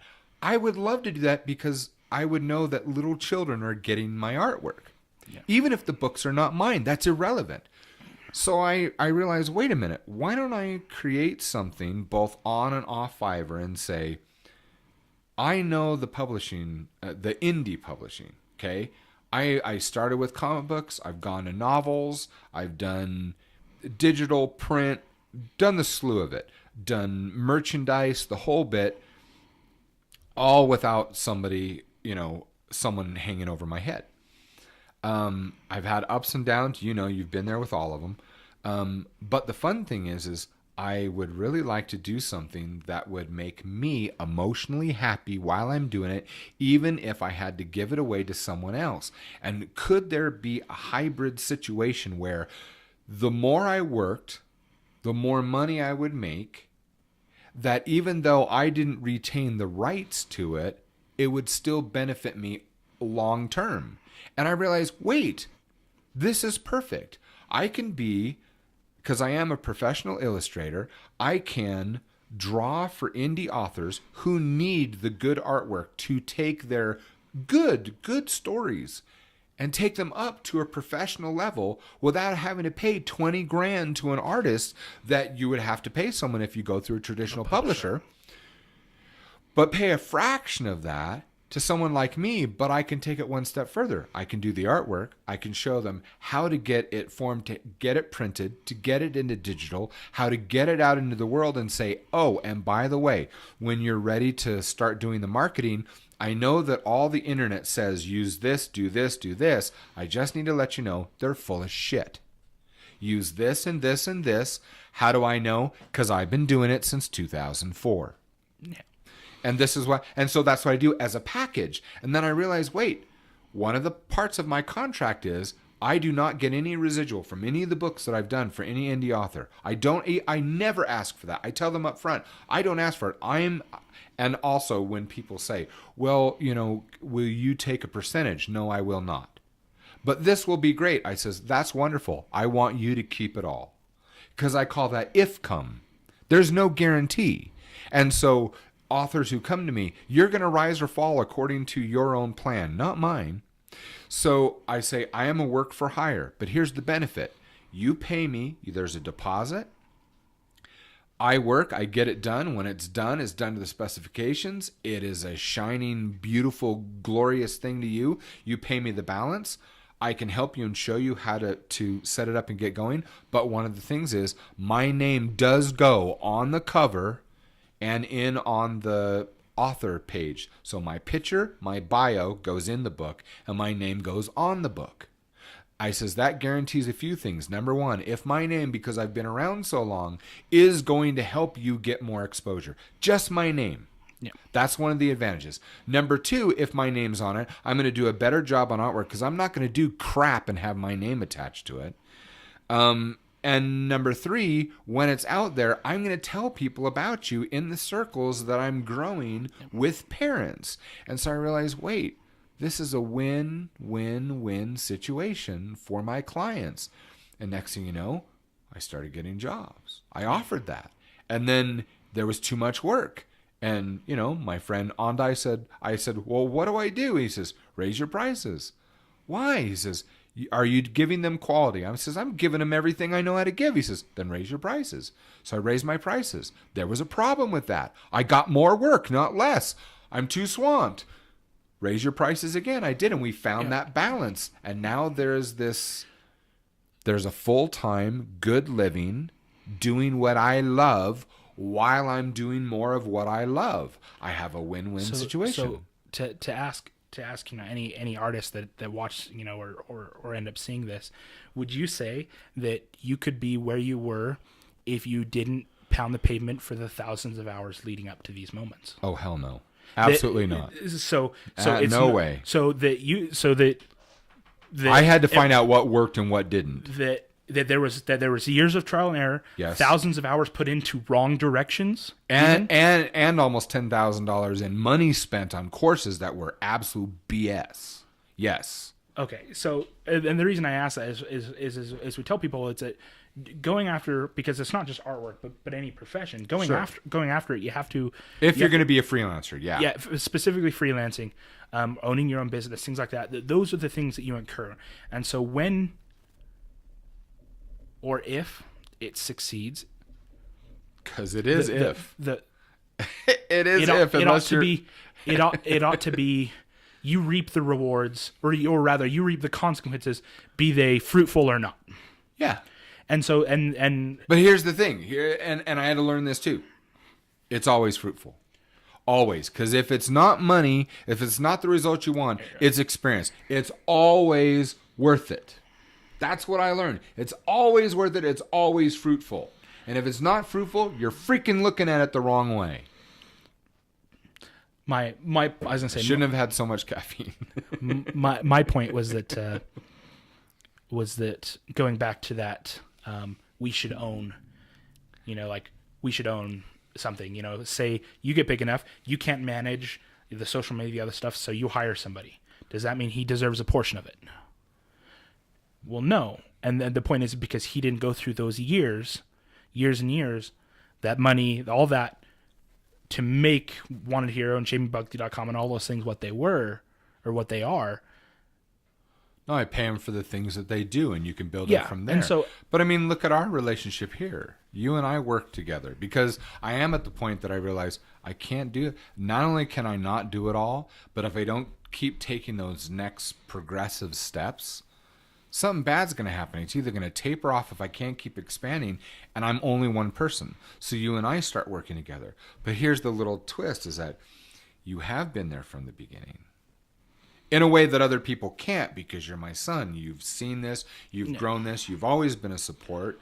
But at the same time, and this is where it's unique, because let's take the...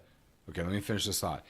But you also bring a set of skills that not only do I want, but I need, and that is like with gaming, your designing ability. Here we like when we're talking about Ulan, when me and Nathan Taylor were working on that for, I think it was close to 2 years. I know it was over a year. And I give you the idea, the notes that we've got, you advanced more in 24 hours than in over a year that we did all by yourself. And I'm like, there's no question that this is the right thing to do. But at the same time, you're bringing skills and willing to learn the things that I need to have done. Look at what we're creating with this. So do you get a portion? Yeah, you get a portion. And you bring new skills and say, look, let's develop this that you're attaching to. So you're adding value to not just a product, you're adding value to the whole. And I wanted to link it to an actual real life example that's not family. The welding shop. We won't bring up names of business or anything, but like can I point something out just Sure. on that? But the point is that you're willing to give it. I don't have a right to it. That's the difference. I can't come to you. I can't argue that. I can't come to you and say I deserve a part of your company because I. Yeah, that conversation would end very badly. Yes. Any company owner. I'm doing it because I'm overjoyed, because I've always wanted this to happen, and it happened voluntarily. And I was like, and a lot of these good owners using the shop or the welding shop, or they go, you've been here from the beginning, you've added value. Here's a portion. Right. But the thing is that the switch with the welding shop was, if someone says, "Well, I want to be paid more," and they're at the top of the pay, literally is the limit of what he's capable of paying. He says, "I want to be paid more. I'm worth more."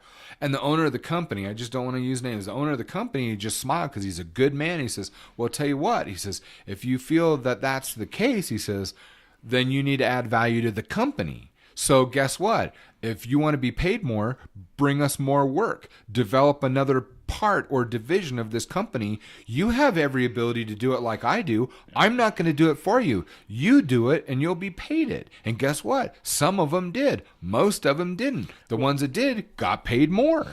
So that, as I was gonna say, that brings up a point. So I got a raise when I was working at the shop, because they had a method of taking. So we built gun safes. specific gun space for a company, and I can't name the company, but we built these display gun cases, and they were these massive jobs. They wanted these specialty things made, and it took us 4 days. Well, at one point, it was coming up, and I hated working on them. It was the worst. But I had an idea. Okay. I was like, I bet I could do this in 3 hours. So I lined up my tools. I got everything ready. I had another employee come and help me build some. Is this the one with the tables? Well, no, that was another one. But this one, they were. I can't name the company. Yeah, don't but do that. What they were is they had these massive wooden pillars. They were hollow, because you're not going to carry around these massive, pillars.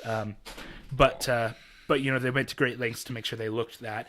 Then you'd have to stain them. Then you'd do a 2-coat finish, right? Right. And the problem with the 2-coat finish is that because they were so massive, you'd have to spray one side. You'd have to wait for it to fully cure before you could flip it, spray the other side. Then it'd fully cure. Then you'd sand it down. Then you'd do another coat, wait for it to cure, flip it, wait for it to cure. So generally speaking, the reason it took 3 days is you'd stain it the first day, you'd first coat it the second day, you'd final coat it the next day, and then overnight is when you'd let it cure so you could flip it the next day. Gotcha. And the problem is that I had a massive workload to do, and I couldn't have them taking up my spray booths. I'm like, I can't have these for a few days.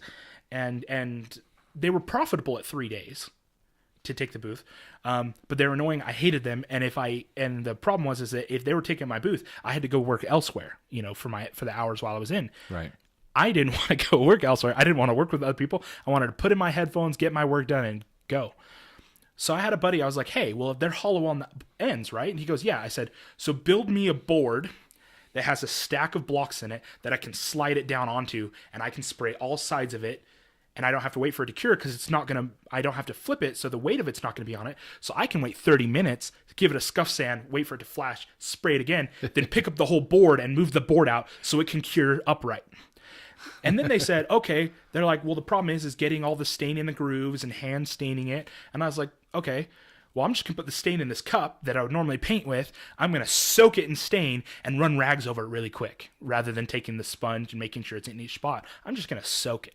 Now, it used more stain and other things, but your time lapses. But my time took 3 days down to 3 hours, and I could do it by myself instead of 3 people. That's massively. So management came down. Management came down after 2 days of doing these sets. I did 2 sets of them really quickly.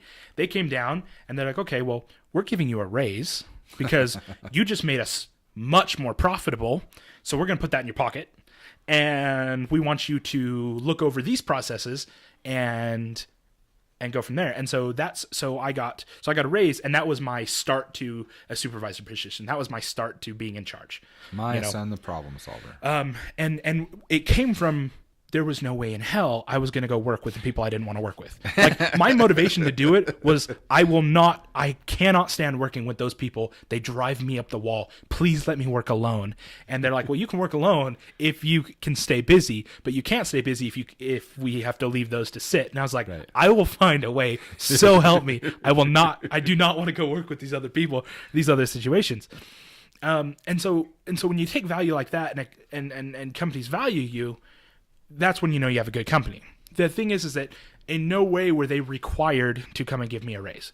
In no way were they obligated to come do that, because that wasn't part of my agreement. My agreement was I worked for X amount. Right.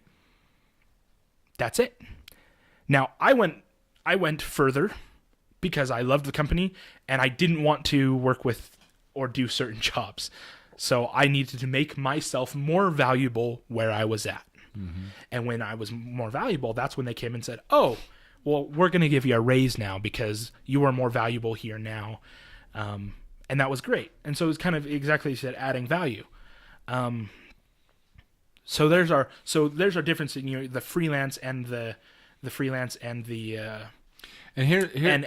the wages. When a company's looking at you, whether it's a publisher, whether it's someone trying to pick up and market your art, they want to know if you're going to add value to them or not. Right. And if you're not very forward and trying to progress, then you're not showing the traits that predict success. Mm-hmm.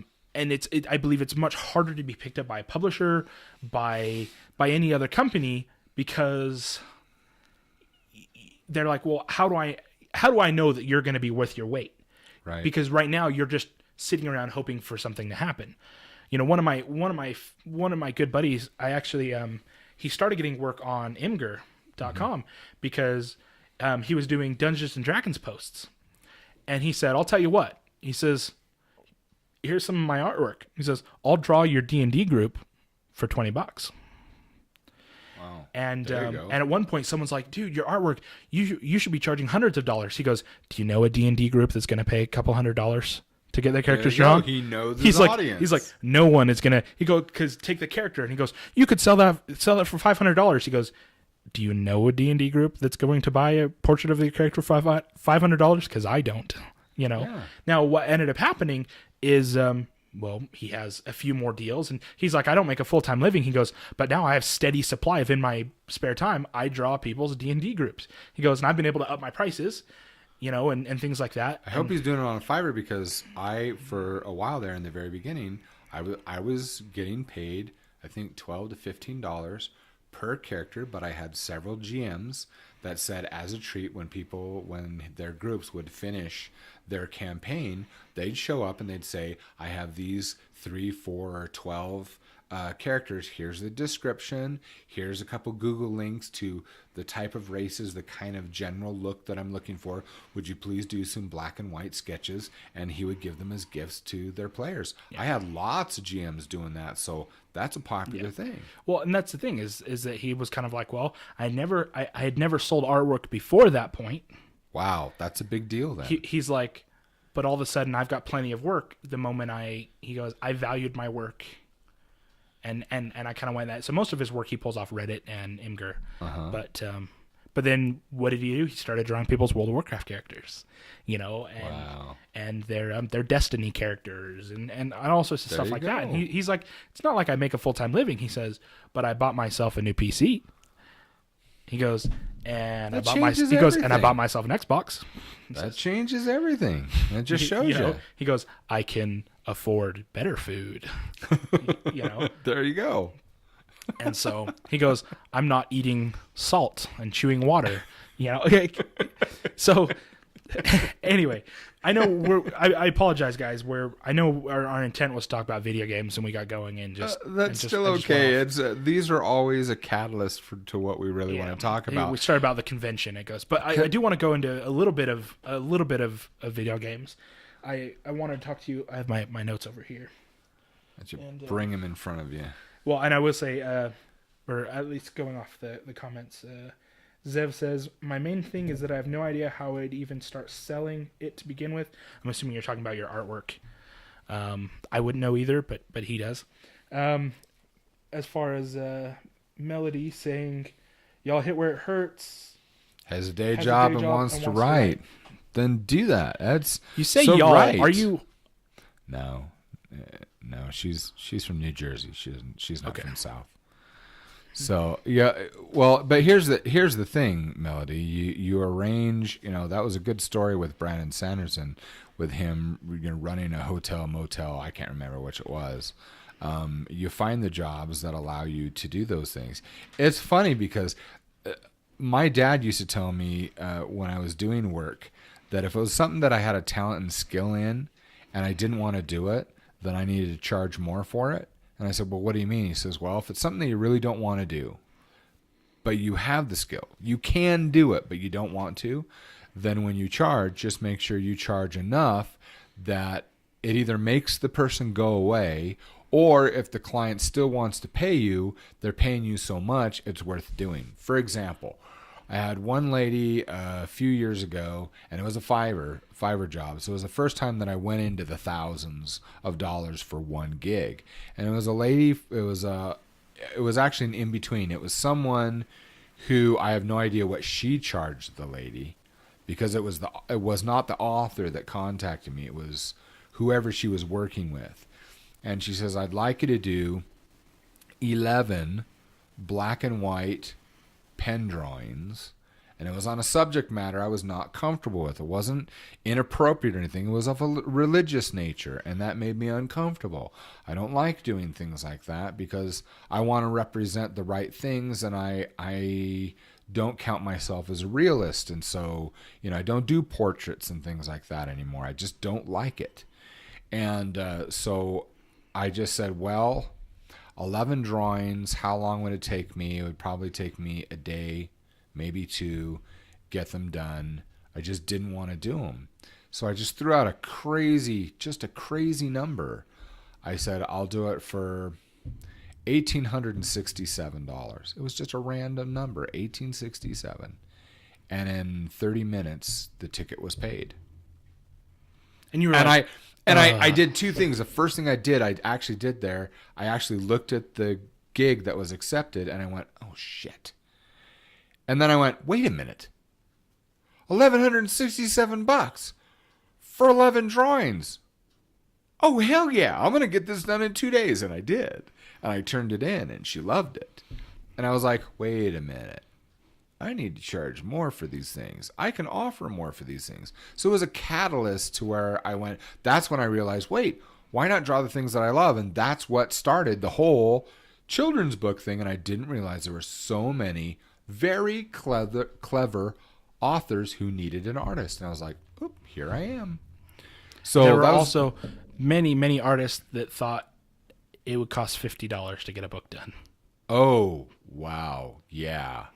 And so I'm very clear on Fiverr. I'm very clear with everyone that all of my prices on Fiverr are per page, because I have, and I just let folks know, I'm sorry, that's not per book. That is per page. Well, it's like what you said when they go, well, you're just drawing a picture, and it's like, well, you do it. Yeah, that's exactly it's kind right. of like, it should only. I love when I get the emails that says it should only take you a few minutes. Well, then you do it. I don't have a few minutes. Or well, it's the example of like, well, the labor costs way too much to fix this, on your car or your plumbing or your electrical. Okay, well then you do it. That's fine. And one guy he goes it was a subreddit, and they were talking about engineering and getting something fixed, and they're like, well, it should only take you this long to do it. He goes, you're right, it should only take me that long. He says, but I went to college for 12 years to be able to do it in 4 minutes. He goes, so if you tack on that 12 years onto that 4 minutes, he goes, I can charge whatever the hell I want. I love I still can't remember his name, and yet I've worked for him for years.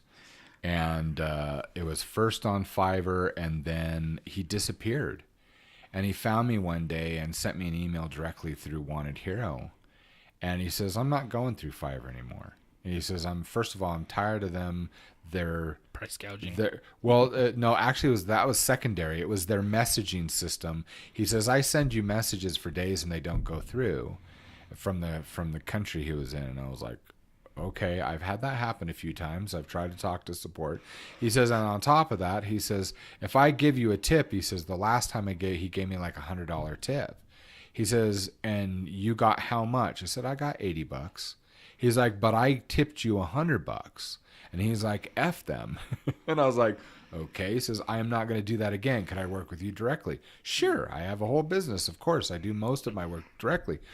But what's funny is having a sarcastic individual. He was the one that said, sent me an email saying, most unpleasant client. Yeah, well, he's actually one of my favorite people to work with. But didn't he call you or you? Yeah, he said, hey, Mr. Artist that thinks he's all that. And I said, and I replied by, to client that just won't go the hell away. That's how we talk to each other in these emails, and it's hilarious. And he says, so I want you to do, what was it, Norman Rockwell-esque type drawing. And can you do that? And I typed it back. I said, of course I could do something like that. And it was after I sent that to him and sent him a bid, I went, what the hell did I just say? I've never painted anything in my life. I'm going to look up what to do. Exactly. I'm looking at all the Let's find a YouTube tutorial. Norman Rockwell paintings. I'm like, he's one of my favorite, painters. And I'm like, I don't know how to do that. That's so far out of my... And I was like, and he said it's a personal thing. And I went back and I charged him a lot of money to make him go away. And I said, besides, you're not going to, I challenged him. I says, because he said it was for the parents of a kid in his Boy Scout troop. And I said, well, I said, well, it's too much. I would charge this amount, and you're just probably a cheap bastard anyway. That was my email. And he goes, oh, he says, cheeky bastard, aren't you? And he says, the money's in your PayPal account. Oh, crap. I know that the welding shop had a similar story. They got a bid from Maryland, so they wanted the welding shop here in Utah to drive out to Maryland, like the East Coast, coast of the East Coast. Okay. They said, we want you to come in and do all the railings and the metalwork around our building. Really? And he said, we'd normally bid that job if it was in Utah, we'd bid it at $12,000. He goes, for us to go out there, he says, you'd have to pay $90,000. They sent the invoice. They paid up. They're like, okay, we'll see you in 2 months. And he was like, what the? He goes, okay. I bid so far. He says, their bids out there, nothing was over $30,000. And he was a little bit panicked. He goes, they're paying us. He says, but no one wants to leave for 2 weeks to go out there and do it. No one wants to. So he bid that high, but they're like, your work stands for itself. Wow. You know, and the thing is that all of his so he has a problem keeping some of his employees. Because what happens is he has a specific, standard of work. Like, you're required to be of this caliber of a worker. Right. So what happens is every time they go out on jobs, generally the company that's watching them install it, they get job offers all the time. My brother-in-law, he works. He did work for him, and he walked out and they said, whatever they're paying you, I'll double it if you come work for me. Wow. And they get that all the time. And I would take it too. Well, and that's the thing. And they take it, or they're like, well, we'll do seasonal work and things like that. And the owner of the company, he goes, no, if they'll pay you and you want to do it, go for it. That's a good thing about him. Yeah, exactly. And there's no hard feelings. And so he's he's always training these 16 to 17-year-olds welding. He goes, you have to hit this standard of work, and then I'm going to send you out in the world to do some of the stuff. And a couple, give it about a year or so, and they get these massively good offers all over the place because they're like, these workers are fantastic. And he's like a super trainer center. But the thing is, a lot of these kids, welding sucks so bad. It's just such a bad job. Anyway, but they do a great job, and that's what people want them. And so I wanted to kind of go back though a little bit to whether or not you would have been successful if you didn't work the way you did, and to Melody's comment of wanting to be a writer and having a day job. I'm not going to say every author, but the majority of authors had to go through quite a bit of a struggle to get their books out. They had to work really hard, and part of it, and there's two things on this that I want to bring up. Ignore me. I'm going to type some stuff up. I'm going to send you some links, Melody, and because these are things that you really need to look at. Listen to Evan. I'm going to give some input. I'm going to help you navigate some pits right now. Okay. The two things I want to bring up. The first one is that the pressure to get a book out while trying to maintain work schedule, other things like that, is and does make you. It is hard, and it does make you a better person. It makes you a better author. Most of these individuals that worked hard, they said that the pressure to do that, it makes you better. They take college students. College students in the United States have a better grade point average if they are working full time. And people go, well, if you're working full time, how are you gonna focus on your studies? And well, you're forced to, and that's the point. Is that either you fall by the wayside or you get better. Those are your options. There's no middle ground. You're not gonna coast through that. You're gonna get better or you're gonna fail. Spot on. And the thing about that is that so many individuals, and they go, oh, but it's so hard. But you look at the individuals that are doing it, and more often than not, they get better. Because what got you into that position in the first place, whatever got you into college and then got you that job, whatever spirit you have inside you, whatever motivation you have, knew that in some point on a subconscious level that you had the ability to do that. And so a lot of these individuals that make it to these points pushed through that. And yes, it's difficult, and yes, it's hard, but nobody, okay, let me rephrase that, but not many, and no one that I know of succeeded by writing a great book and sitting on their ass. Most of them, they're like multiple jobs, writing every spare moment I could. Friends and family called me crazy, obsessive. I couldn't commit to these things. They had to go, and they had to do that. And then on top of that too, that doesn't just apply to the writers. That applies to the artists. Yeah. That applies to, but I mean, it specifically applies to like websites, like bloggers and things like that. It's funny, if you go to some of my websites, a good chunk of my main websites, I don't care anymore. There's lots of things that I don't do on purpose anymore because I understand not only how the internet's working, but also the trends that are going with Google and everyone else with their blanket pay-to-play processes now. But here's the thing. I would ask you, Melody, do you have a website? Do you have a website that you have crafted that you own? Not free. If you're doing free, you've already screwed the pooch. It's a bad route to go. I'll tell you why. I had a free WordPress a blog. Okay, I was making $8,000 a month off of a blog. I had multiple blogs that I was running on there for a business. This was not writing fantasy. It was a business. And it was on a very hot topic at the time. It was about 2008.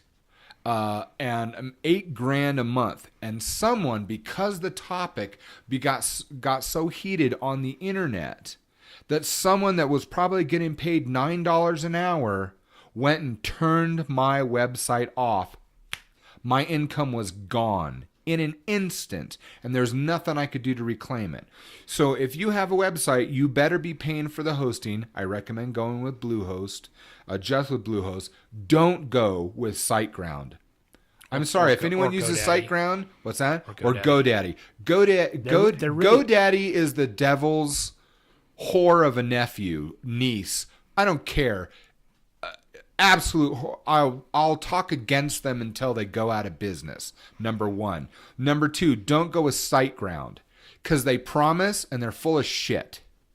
I'm very angry at SiteGround. I paid top dollar. They never delivered. Never delivered. Why I left Bluehost, I don't know. Other than I went on a recommendation of a programming friend of mine. They were completely wrong. I got screwed and lost 9 years of work because of SiteGround. I don't like them. I can't say that I hate them because I didn't love them first. But don't waste your money on them. Go with Bluehost. I'm just saying, it is the company to go with. Anyway, yes? Well, sorry, I'm very wound. Your point here. Yeah, my point here is this: you need to have your own website. You need to have something that's dynamic on your website. You need to have a blog. You'll have static things, but for you to be basic SEO, that you need to be involved and out there, and you need to do it before you release any books. Because here's the thing that no one seems to want to tell you. You have to be in this for the long game. You have to. Most authors take... I was going to say, I'd like to point out... I want to mention one thing specifically on this, and that is, with David Farland, if you take his classes, he's going to tell you two specific things. And he has the numbers to back them, the statistics to back them. On average... From the moment you start writing and are diligently daily writing, on average, it takes a person 7 years before they publish a book. 7 years. And from the point of being published, it takes an average of 7 years for that individual, that published individual, to get on the New York Times best-selling list. That's an average of 14 years to get to the top, even if you're busting your back to do it. So anyone who is staying and trying to play it safe or casual, multiply that. So you need to have a website. You need to have a blog with that website to make sure that it's dynamic. It doesn't need to be spectacular in that you don't need to be teaching things. You need to be consistent. Make it a diary. Share the things that you're doing. It's beautiful, and it always works to your advantage. So even if you've never built websites at all, if you can send me a message on Discord, you can find my name in the Wanted Here or Jamie's stream channel. I can send you the link to the YouTube video. I'll have to find it again. But it can walk you through purchasing a domain name, purchasing hosting, to getting your site up and running. About half an hour. It has all the cost breakdown. It'll run you, ideally buying something through Bluehost, then buying a domain name, then buying a specifically a Divi WordPress package. Altogether is going to run you about $75. Then he goes through and he shows you where to get your pictures, where to get this up, and all I did as a trial, I followed exactly what he said, just used different pictures, and at the end it looked better than 80% of the websites out there. It's true. So for example, if you wanted your own site, if you wanted, if you're streaming a lot on Twitch, to have your own site, because we're still trying to figure out some of the stuff for like an Up Your Own Ink, this kind of like game show with artists, and the front page of the site, it took me 5 minutes, not knowing anything about websites, to get an embedded code to stream Twitch, my channel on Twitch, from the front page of my site, like that. Done, set up, good to go. And the site still needed some work and other stuff, but as far as to get that going there, so for people that stream, having a site, your own site where people can contact you through there, because the thing about having your own site is that it puts the power in your hands. So the problem with, here's my site, Melody, go to that site, there's my author site. So the problem with having someone else own your domains or own your, more or less, your business, is like my dad said, that someone else can turn it off. So how they turned it off, and you correct me if I'm wrong, but as far as a free thing, there are things like Blogspot. They're like, have a blog with us, and you're part of their company. It's so-and-so at blogspot.com, and you are part of their company, but you start making money and they can turn your site off. Well, there wasn't. No, it wasn't. Well, I know it wasn't that, but the idea behind that, the idea behind some of those servers, just the idea behind it is that you're just not in control. That's really. Well, yeah. Well, I was gonna say, so the point being is that if you have something your own, it's your own domain name, it's you've bought the hosting, you've done all that, then nobody else has control over it but you.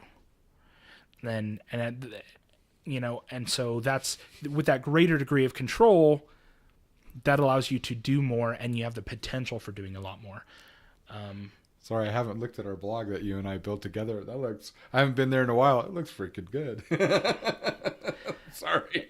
Anyway, so that looks lovely. So for fairly close to 75, US,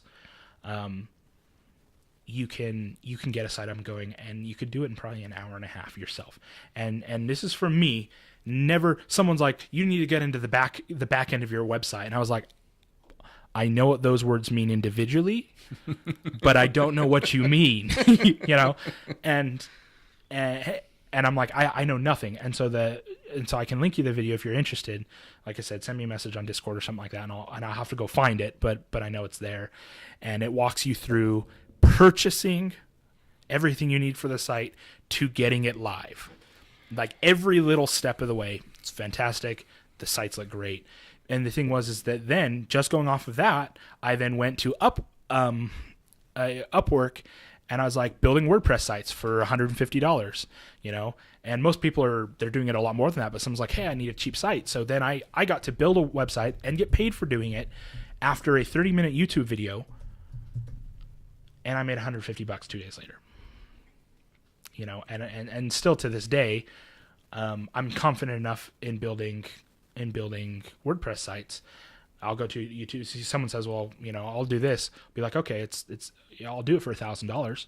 I'll go watch the YouTube videos, and then, and I need to make it worth their while. And so there's, I've grown to that point, but before I say for $150, I can do it. And for a lot of people, it's just worth their time to pay me, because they didn't want to go learn it. They didn't want to go do it. It was worth the $150. It's plenty worth it to me. So as far as building your own site, a lot of people get intimidated. They go, well, I don't know how to do it, and it seems difficult and all this, and it's not. technology is advanced to the point, programs advanced to the point that you can easily set yourself something up very simply, very cost efficient, because websites it's a currency. Website is a currency now, well, and you need to have to progress, especially in marketplaces that transcend borders. Having a website, having something that can pull from, or pull from isn't the right term. Having something that can cross those borders in a marketplace, you need that to be able to survive in an online, or I guess in a cross-border marketplace. Things are going the way of the web. I mean, advertising, everything. It's all on the internet. It's all about. It's all digital. You can do just about anything digitally. I mean, exactly. That's a fact. And I'm trying to look something up specific because this is, as you can tell, this subject has kind of irritated me. One, because, let's see. So, Wanted Hero. See, this is funny. WantedHero.com over the last month has got 141,000 page views and has 21,921 unique visitors. That's not too shabby. Not what I'm looking for, but not too shabby. Here's the thing. It's annoyed me enough over years, and this is what annoyed me at Life, the Universe, and Everything. Respect to everyone. It just happens to be, I don't like the world holding me hostage. I don't like anyone or anything telling me that I can't do something when the tools and opportunities are there. It's kind of like I have this mental, I think it's a genetic thing that says, I'm sorry that you feel that way, but don't take your shortcomings or imperfections and put them on my back. I don't want them. So my thing is remember, just having this conversation, I just realized something. We bought a domain name to build a whole free listing and to take people along the path of what I want to be able to teach at a Life, the Universe, or anything type workshop or panel. And I'm trying to look up the name right now because we have the domain name, and I wanted to make that free site for people to go to. And so I'm actually looking. Well, I think part of it is people, they think that it costs a lot. A domain name is going to cost you like $15. Yeah. Well, $15, $25, depending on what account.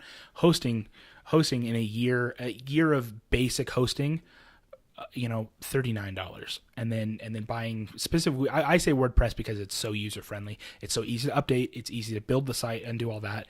And getting the right package for that for a one-time use is another like $20. So if you look, you've got 30, 20, 15. And various taxes and fees rounds out to close to about $75. But the difference is once you get that, I mean, because that's an investment, right? You're investing in yourself. You're investing in your business. You're investing in your book, your idea, your business, all that, whatever it is. And you put that time into it, you're going to value that a hell of a lot more than someone who paid someone else. Not only that, but you're going to know what needs to change. You're going to, when you've invested in yourself, you do a lot better. I was going to talk about that with games because we're going to talk about video games. Earning something by defeating and working through a quest, you have a lot more value for something than just finding it in a chest randomly or having it given to you. I would like the sense of take. I'm going to use the example EverQuest versus World of Warcraft. In World of Warcraft, epics and legendaries fall out of the back end of Alteric Valley. If you log in, you will get them. You have to do nothing. You don't have to have skill. You have to press a few buttons to queue into a random group, and someone else is going to do the work for you, and you're going to get it. It's not true in EverQuest. In EverQuest, if you don't pull your weight, the game has made it almost impossible for someone else to pull your weight for you, because a character can only do so much, and everyone is expected to do that much. So when you get something and you finally achieve something, you've worked really hard for it. It means a lot more to you. It's much more valuable to you, and that's true. And we can say that's true in most things in life. If you work for something, it's of more value to you. So specifically talking about the website, when you've built the website, when you've invested that's going to motivate you to write. It's going to motivate you to move forward. It's going to motivate you to put in more effort because you have already invested in yourself. And so versus. You can say $75. Well, whether you have to save up or you can pull it out of the next paycheck or whatever, you could pay that to somebody. But in your mind, $75. In my mind, $75. That's no big deal. That's just $75. Comes and goes. Your rent's more than that. Your bills are more than that. $75 is really not a big deal. So you pay $75 for someone else to do your website. Overall, that website's not a big deal. You're excited about it. You see it. But kind of on a deeper level, it's kind of like, well, it's here, and if it doesn't work, I'll just spend another $75 and get it done. You do it yourself. You put the time, you put the effort, you've invested in yourself. There's kind of like this psychological, okay, I'm here, I'm doing it, now what's the next step? And my point in that is that for the individuals that have the jobs, they're putting in the hours, that's what they're doing. They're investing in themselves. They're pushing it forward. And at some point, and you can correct me if I'm wrong, at some point you're going, well, the hell if I'm going to stop, because I've already spent years of my life, and if nothing else, I'm just going to go forward because I've spent too much damn time working on this. There's that tipping point. That either I'm going to complete it, or you're going to bury me in the ground. That's what I told your mom. I was like, I'm either going to succeed at this or I'm going to freaking die because I ain't stopping. No way in hell. I'm not. Take me out because I ain't going to stop writing and drawing and spending time with kids or with you guys. Well, and so that's what some of the individuals kind of talked about that panel. They said, if you're not at that point, then you're not ready to succeed. Ooh, that's a good point. Because the other thing, too, is that you had to sacrifice to get to that point. You had to push yourself. Because what happens is once you're in that mentality and you step into this arena, this marketplace arena, and you've got your books, your artwork, your other stuff, which you feel says you, and someone's going to come by and go, and they're just going to beat on it. And it's going to hurt. And you're going to sit there and go, well, shit, it hurts. It's terrible. I don't like it. If you haven't gotten to the point where you're pushing past all the pain and discomfort, then that's just going to beat you into the ground. You have all these other people that are in that arena already, and they're getting beat on, and they're like, thanks for the massage. My back was a little bit tense. Appreciate it. And these things aren't affecting them because they're like, I'm going to be here anyway. You can do this all you want. Instead of this big growling wolf, it's this barking chihuahua that's just like, it's puntable, it just get out of here, and because you've developed your character, you've become set in what you want to achieve. You've invested in yourself, and it doesn't matter if someone comes to try to take it away from you because you've already built that part up from you. You've put your worth beyond someone's ability to beat on it because you were alone in the first place. You're working through this. You're more or less, you're the only one putting the effort into this. And so when someone else wants to come beat on it, you're like, I've been here by myself. You have no power over me. It's Gandalf standing there and he visits Rohan and the guy, you have no power here. You really are. You're telling these people, you don't have any power here. Because I've invested in myself. And it takes a while to get there, and no one gets there easily. No one gets there without trial, and no one gets there without being pounded on in the first place. The point is to invest in yourself, to do what you can yourself, and obviously if you can't, there's ways to look for help, but no one's going to succeed if they're not pounding that pavement, if they're not going at it. And here's another thing about that, and I'm glad you brought that up, is I would ask you, Melody, why are you writing? Really, what is the reason? What's your motivation for writing? Here's the thing. I disagree with people when I've heard people say, well, I want to write because I want to make money. What's wrong with that reason? I don't think, it's not my motivation, but the thing is, I don't know how money motivates other writers. I see how money motivates people in the corporate world, and it's pretty intense. So the real thing is I always try to look at what's the end result. where do I want my life to be at a certain point? And I've always thought, what do I want people to say or to think about me after I'm gone? I literally have wanted to use this as a tool to change the world in generations. Now, I don't think small. I've never thought small. I wasn't raised to think small. I think of something as big as you possibly can, and I want to take it up a notch. So, would you say that if you're not set in your reason and of your why, that you won't be able to withstand the beatings up to that point? That's my belief, 100%. You know, if you don't know your why, then you're already gone too far. You need to figure out your why, because your why is your foundation, your why is your fuel, your why is your safety net. Not only that, but since I know that you're married, Melody, your why also, you need to let your husband in on your why. I have something that is very rare from what I hear. I have the most phenomenal support group. It's not just Evan. I have the absolute support and love and confidence of my wife. And I think all my children, if not almost all my children. As I say, Forbes, when they asked this top 100 of these millionaires, they said, besides an idea, there was like the idea and the dream, the willpower to do it, and a supportive partner. Those were, the supportive partner was number 3. They said before an initial loan, before a backing partner, before your business partners, before you're the money for your startup, a supportive spouse was They said you've got your dream, your motivation, and a supportive spouse. Wow. In this top list of 100, that was the 3rd most common thing that they said. Was like so to point out as far as knowing your why, I think the reason a lot of people say money needs to not be your why, and I think the reason they say that is because most people's motivation for money won't get them past that beating phase. It won't get them. That makes sense. And it does with some, but we kind of talked about this a little bit before. Money, it's easy to blame problems on money. It's very easy to say, if I just made more money, I'd be happy at my job. Or if I just made more money, I'd be happy here.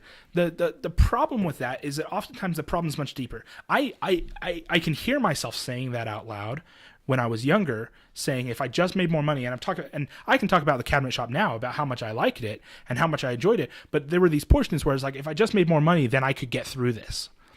Well, what came down to it is, I had an issue with a few other people, or I wasn't feeling valued, or I had all these other issues, and it was easy to blame money because money seemed like the easiest fix. If I made more money, I'd be happier, instead of, I know I have an issue with myself, or I have an issue with someone else, or it's easier for me to blame money than it would be to fix the problems that I had. And so many individuals, they go, well, I want to write because I want to make money. You talk to some of these people and they're like, oh, well, it's easy. I just write a good book and then I make money the rest of my life. I have a very good friend that's his focus, and I don't say anything to him anymore. And the thing is that oftentimes that push for money is not enough to get people to where they are to succeed. And the thing is so the reason I think when my dad brought up the corporate world, well, the corporate world's different because the money for a high corporate position shits on the money for an author, a top-ranking author. True. Because there's no money, because a high corporate position, at least corporate America, there's nothing, there's no profession that makes more money. And so somebody's love of money, when they're thinking about, they're not thinking, I want to make a good living and be able to go on vacations. They're thinking, I want to look at something and say, I want it and buy it right now, regardless of what it is. I want to have so much money that people fear me. That kind of motivation. And the thing is, on that corporate, there's a minute amount of people that can do that and that do that. Yeah. And what do they have to give up? Everything. You have to give up your family. You have to give up your friends. You have to give up sleep. You have to give all these social things because what it takes to get there. And so that's why there's a minute amount of people that, everyone says, well, I'd love to be rich. But what are the guys? They're pounding the pavement. They're going at it. They're just going at it, and they're going at it, and they're going at it, and they're going at it. And frankly, I don't want to do that. And so when money is a motivator, you know, I have a family member who's his wife is about to have their first kid, and he's just accepted a job to be out of state the majority of the time, to my understanding. And I couldn't do that. I would rather make just enough to cover my needs and be there with my daughter and my son. Now, if you'd asked me pre-father, you know, not having kids, if I could make that $200,000 a year going out of town, and I was out of town for 6 months, I'd be like, look, Marilyn, you're my wife, I love you, but I'm going to totally do this because we're going to be set. I look at my daughter, the moment I held my daughter, and I think of all those moments that I would miss. And there's not a price tag, because if I miss those, I miss them, and they're gone. And I refuse to take something and push my life in a direction where I'll miss those. So my motivation isn't money. My motivation is what will allow me to be here. You know, my son, he's just a few months old. He's starting to laugh.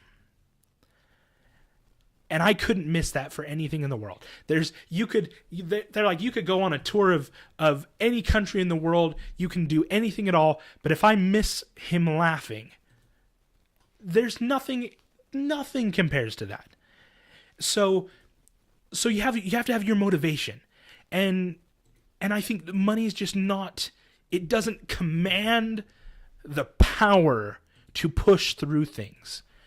What commands the power to push to be at home? It's my son laughing. It's this first time I've never heard him laugh. He's so small. And the laughing is kind of sporadic and it's random. And I might hear him start to laugh in the other room, and I will jump up from my desk and rip open my door and run out there because I'm not gonna miss it. You know, that kind of motivation, that will push you past that, because somebody can come and beat on that and they can say, but you're not making money. I was like, and that made it in my heart, into my being, and that's what I wanted. So it doesn't matter what else you want to compare it to. And I also understand that someone else might not feel the same way. And I don't think other people are going to be like, well, I don't care about your son's laugh, or they're not going to care about my son's laugh or things like that, which is I fine. do. But that motivation is, I believe, sufficient to power me into the things that need to get done so I can keep that. And so finding your why, and it's kind of a struggle too, because, you know, a lot of individuals don't know why. And I can say, for example, like with my children, I didn't have that why till they were here. In my head, I was like, oh, sure, I'd want to be there, but I'd miss it. But it'd be okay. But then my daughter's born, and I'm thinking, ooh, no, I have to be here. I have to be here. I can't go elsewhere. And it never changes. I'm the guy that in the room that has 12 children, and I have 9 grandchildren. So here's the thing. So your motivation is hearing your son laugh. But I was so tired and everything until Mom was holding Jamie, and he starts giggling, and I am up and sitting up in bed, and I'm like, ooh, get him to do it again, you know? And Mom's just snuggling with him and getting him to coo and getting him to talk, and I'm like, give him here. So I'm sitting up, and I prop him on he's kneeling or standing on my chest, and I'm talking to him, and he's just looking at me, and he just has so much to tell me. And I'm like, I'm going to be here for as long as you want to talk. And that lasted like 5 minutes for his age. That's eternity. And then I'm like, okay. And he keeps looking over at Grammy. All right, go back to Grammy. That's fine. And then she goes with him. He starts laughing. I take him back. He wants to tell me about probably what he's laughing about. But he laughs with Grammy, not with me, but he wants to talk to me. He wants to have a conversation. I'm pretty sure we were talking about politics, and he doesn't like Obama either. But that's a different story. So I want to go back to Melody. She says one of the reasons she writes, I want enough to support my family and to raise a big, beautiful family. But here's the thing. Okay, that's one of my motivations, but I realize, but that's not money. When I focus That's taking care of your family. It's here's the thing. It's a perspective shift in that it will involve money. Yes, it will. But for some reason, the motivation, when you put the emotional and mental tags of you want enough to support yourself and raise a big, beautiful family, that is a powerful motivation. Then you realize money is not the only thing. It's time, it's freedom. So you want to do this because you want to be free to spend time with your family, free to not have to worry about bills, free to go and do what you want when you want with your family, free to have the opportunities and the options to raise the kind of family you want. You want freedom. Now, knowing that you want freedom, it has to be arranged differently than if you just want money. That's what you need to look at. And I'm thinking, gosh, if you didn't have a job on Friday, I would say we need to talk about this specific subject that we're doing right now, Melody, and we need to have you through Discord and get on here, and you and I need to have a conversation live. You need to have your people come and listen to this. Even if I have to rearrange the timing of this would be a good conversation.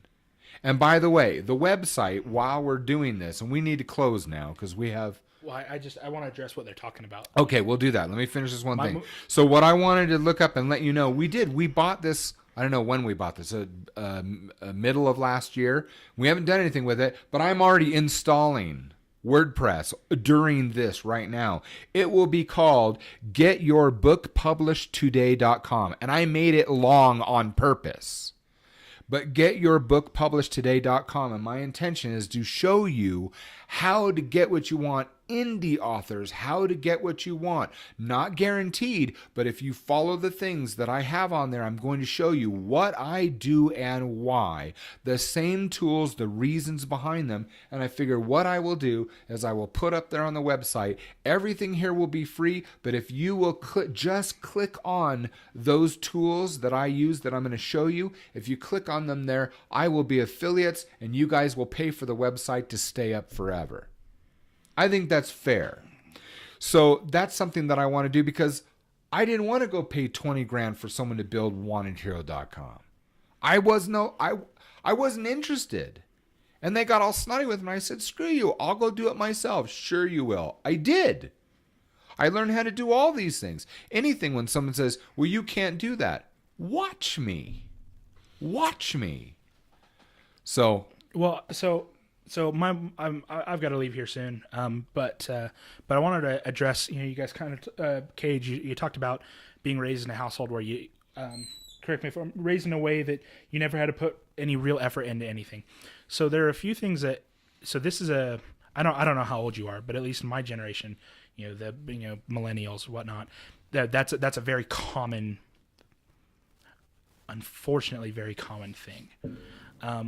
And there are a few things that I want to point out. Now these are my opinion, but they're vital to my belief on that. And that is, the first thing is that I don't think you should give your child expensive things.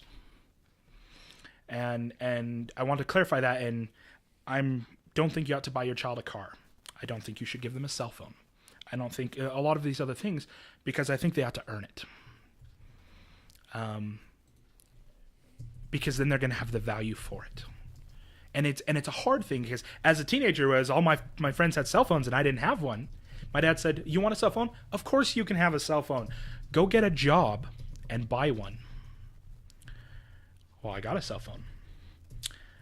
Not only did I treat that cell phone unbelievably well, but I valued it, and I valued the experience. I said, get a car. I'm not going to buy you a car. Go get a car. And a lot of these examples, and it doesn't mean that things weren't given to me or that I didn't have nice things, but some of these things that were gifts given to individuals, there becomes this feeling of entitlement. Like, I'm owed this, I deserve this, give it to me. and it's horribly common, and I notice it more in the workplace, especially in working. I did framing for a while. I worked in sales, and I worked at the cabinet shop. And I worked there for about 5 years, and so many things were, well, I deserve this. I deserve this. Why won't you give it to me? I don't. They forget the cost and what goes into these things, and I think that we, as now I'm coming in and having my children, that I would be doing my children a disservice by giving them some of those things. Now,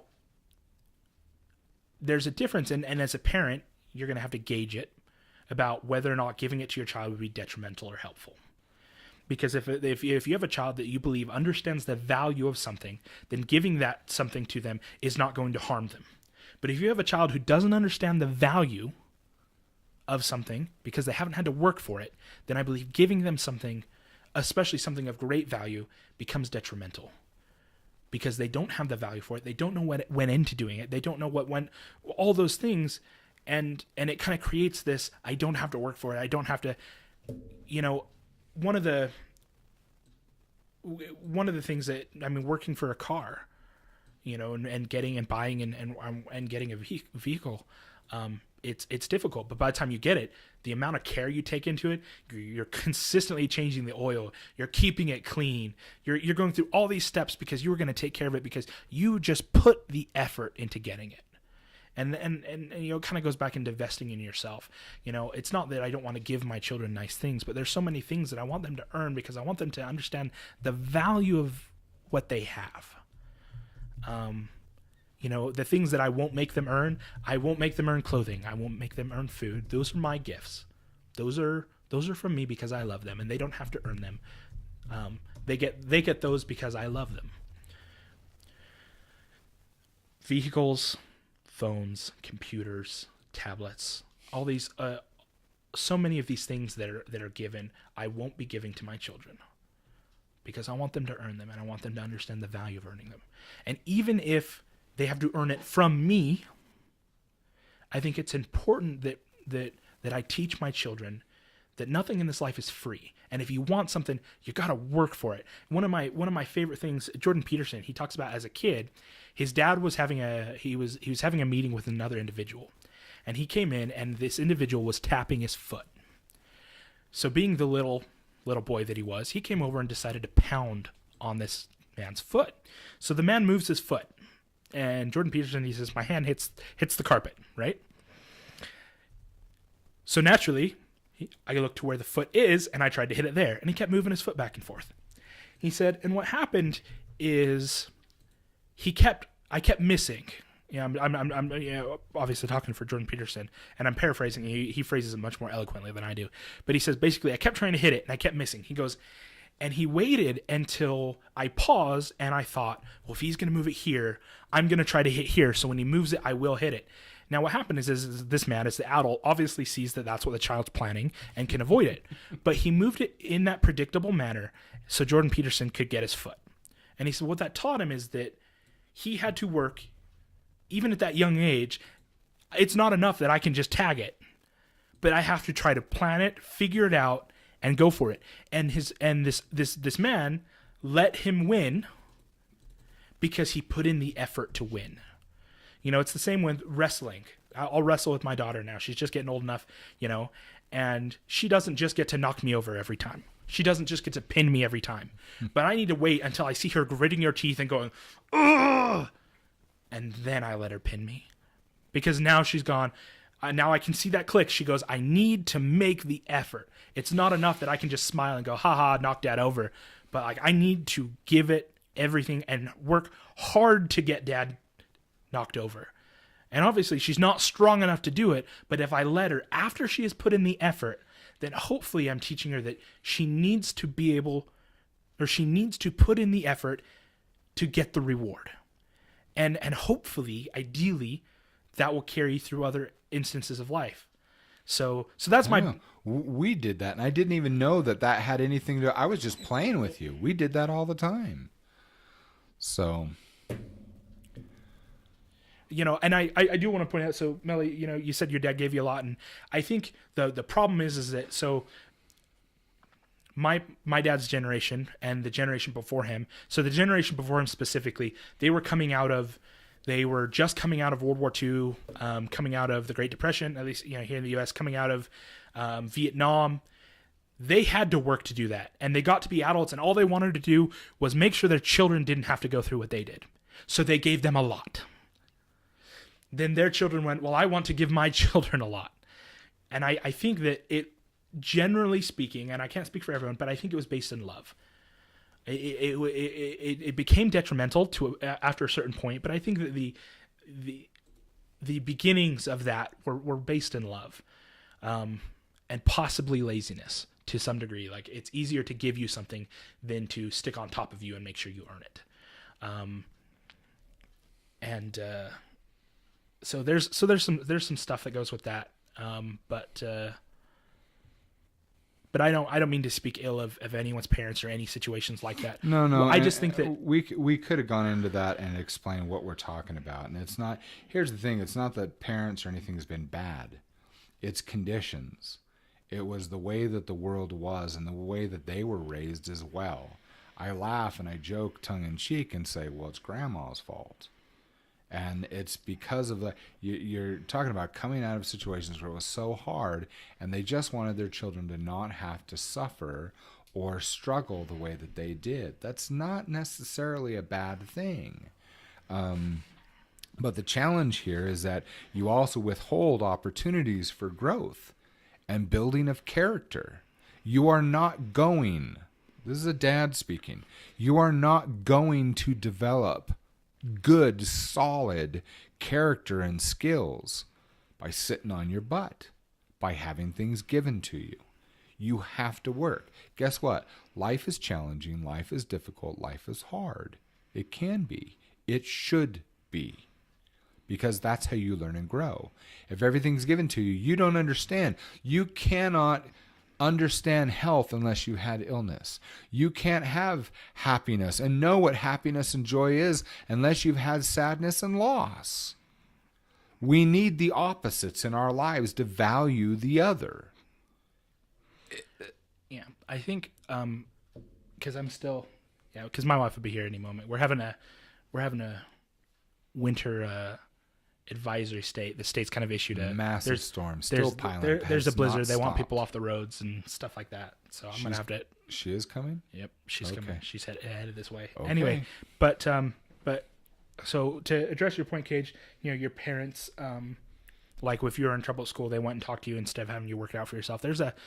I think there's a line, and it's a really hard line, and I can only grasp the beginning of it because my children are so young, so I'm not as experienced, but I can at least give you my opinion, and that's a line that is unbelievably hard to distinguish, because the idea of someone picking on my children or my children having issue turns me into a very mean, vicious individual. I can feel like I'm fairly calm, fairly straightforward, or I can think things through. You put the idea of putting my child in a position where they could be harmed emotionally, physically, something like that. I become unglued. I lose it. There's nothing in the world. I can't tell you the emotions that brings up. Do you understand me better now? I do. So I want the idea, for example, if they're having trouble at school, I want to say that I would try to teach them how to work with it. But in all likelihood, at this point in time, in my unrestrained, I would be on that school's doorstep before anybody else. I would be waiting there. The administrative staff, they'd see me coming. They'd see the steam coming out off my head. Oh crap! Here comes Mr. Buckley. So there's this line, and it's difficult because it's trying to teach a child to stand up for themselves and learn how to work through the situation. And some of those situations I didn't learn until I was in the workplace. Not that I feel like my parents were overprotective, but some of that, if I had issues, I knew I could count on my dad. I knew that if I was going to have issues or someone was going to come after me or do something like that, I knew my dad was going to be there. And And as I got older, there were some of those moments where I was like, I'm by myself. This is not. I don't like this. Where's my dad? Choose wisely. So I kind of made my mom. I made her gasp the other night when I said I feel like my parents didn't tell you this is the right path. Go this direction. And this is the bad path. Do this. If you do this, you'll be punished. I feel like I could sum up how my parents taught me to live my life in the phrase, well, don't be stupid. In that they said, here's path A, and it leads to this result. And path B, and it leads to this result, and C to this result. And you gauge which ones you want, and you go down that path. They said, just don't be stupid. And so my mom's kind of like, well, that's and then she paused. Oh, it kind of is that way, huh? So for example, I'm very religious. I've chosen to do that. My parents are very religious, but I was never forced to choose religion. But they said, this is our religion. This is why we chose it and why we will continue to live it. These are the benefits. These are the drawbacks. These are some of the things that we have. And I went, oh, I like that. I'm going to do that too. And that was my philosophy on that. And then when it came to how I acted in the workplace, I'd be like, well, I got this problem. And my mom's kind of like, well, don't be stupid. Obviously one's better than the other. One's harder than the other, but one's better than the other. So are you going to be an idiot or not? And I don't mean to put it in such simple terms, but kind of boiled down, that's what it ended up being. And are you going to choose the path that is going to be detrimental to you?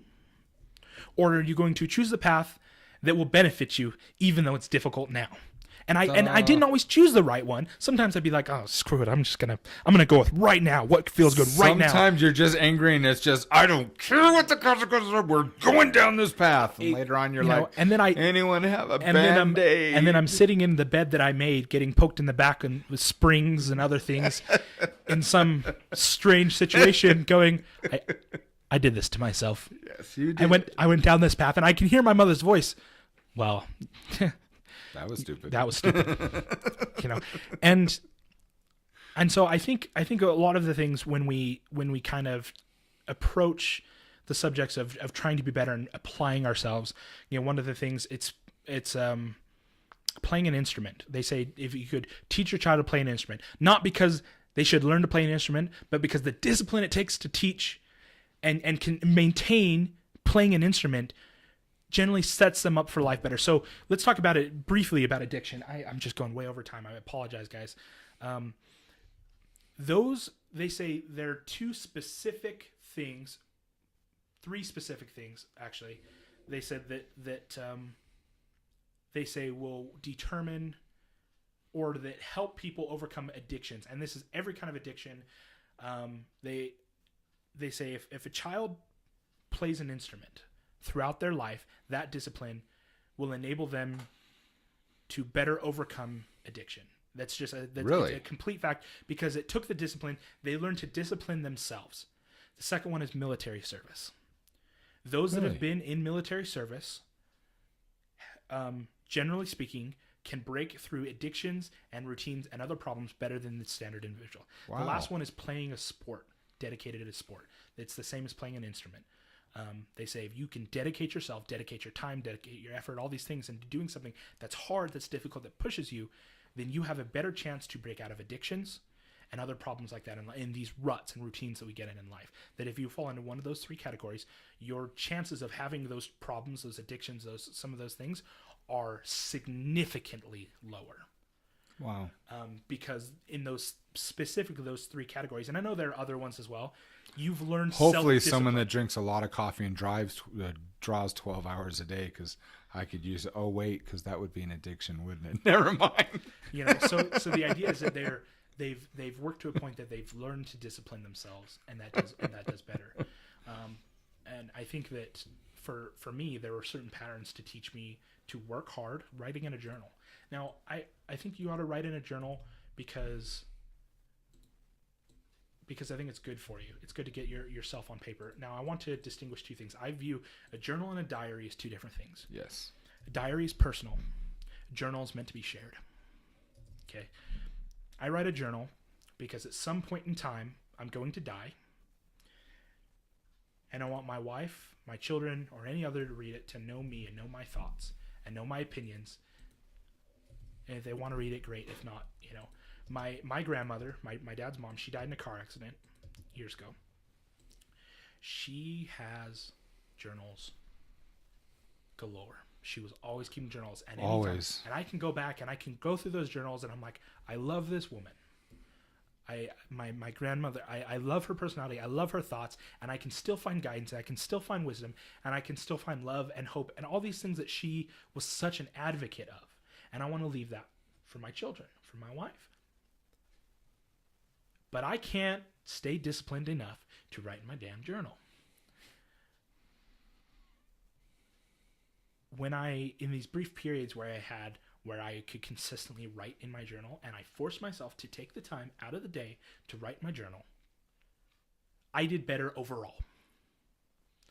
Because I felt disciplined enough. When I, take for work, you need to get up at a certain time because you need to get to work. You need to leave on time. You need to do this. For me, that didn't create any sense of discipline. Getting up an hour and a half earlier than that created discipline, and I did better at work.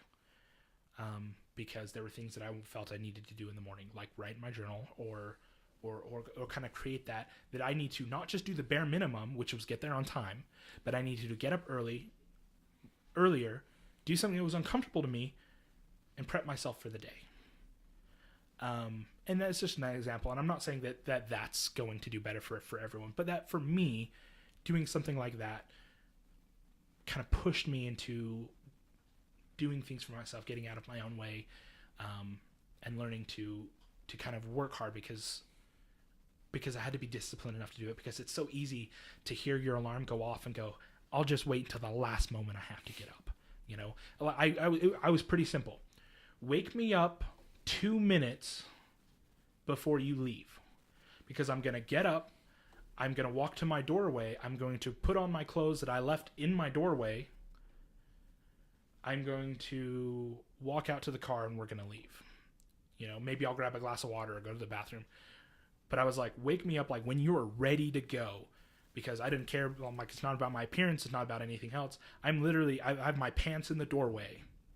I'm going to get up, slide my pants on as I'm walking out the door. That's as much notice as I want. So that was me. So getting up early was a big deal. Getting up early so that I could have some peaceful time in the mornings to work on myself or do something, read a book, play games, whatever it was, but just be up before.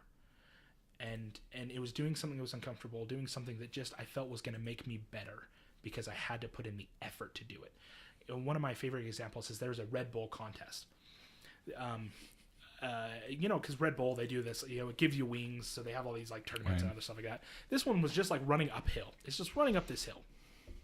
Super steep. Anyway, they've got 100 contestants.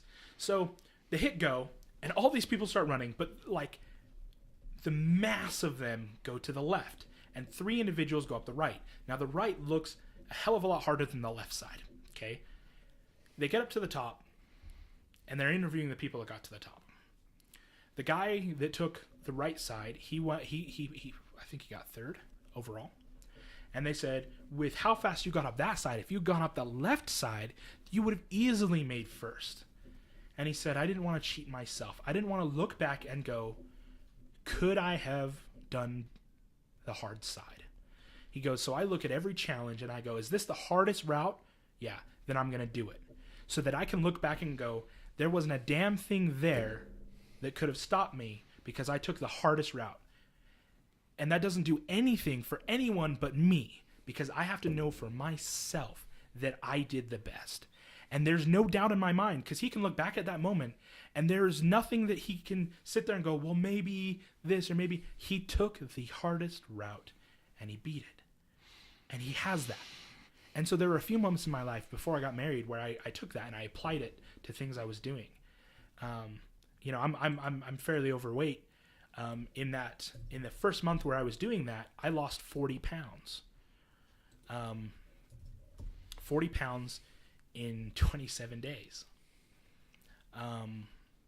Because I was hiking to work. So where I work, I could cross these fields, or I could literally go up the mountainside through the hiking trails and then back down to the spot.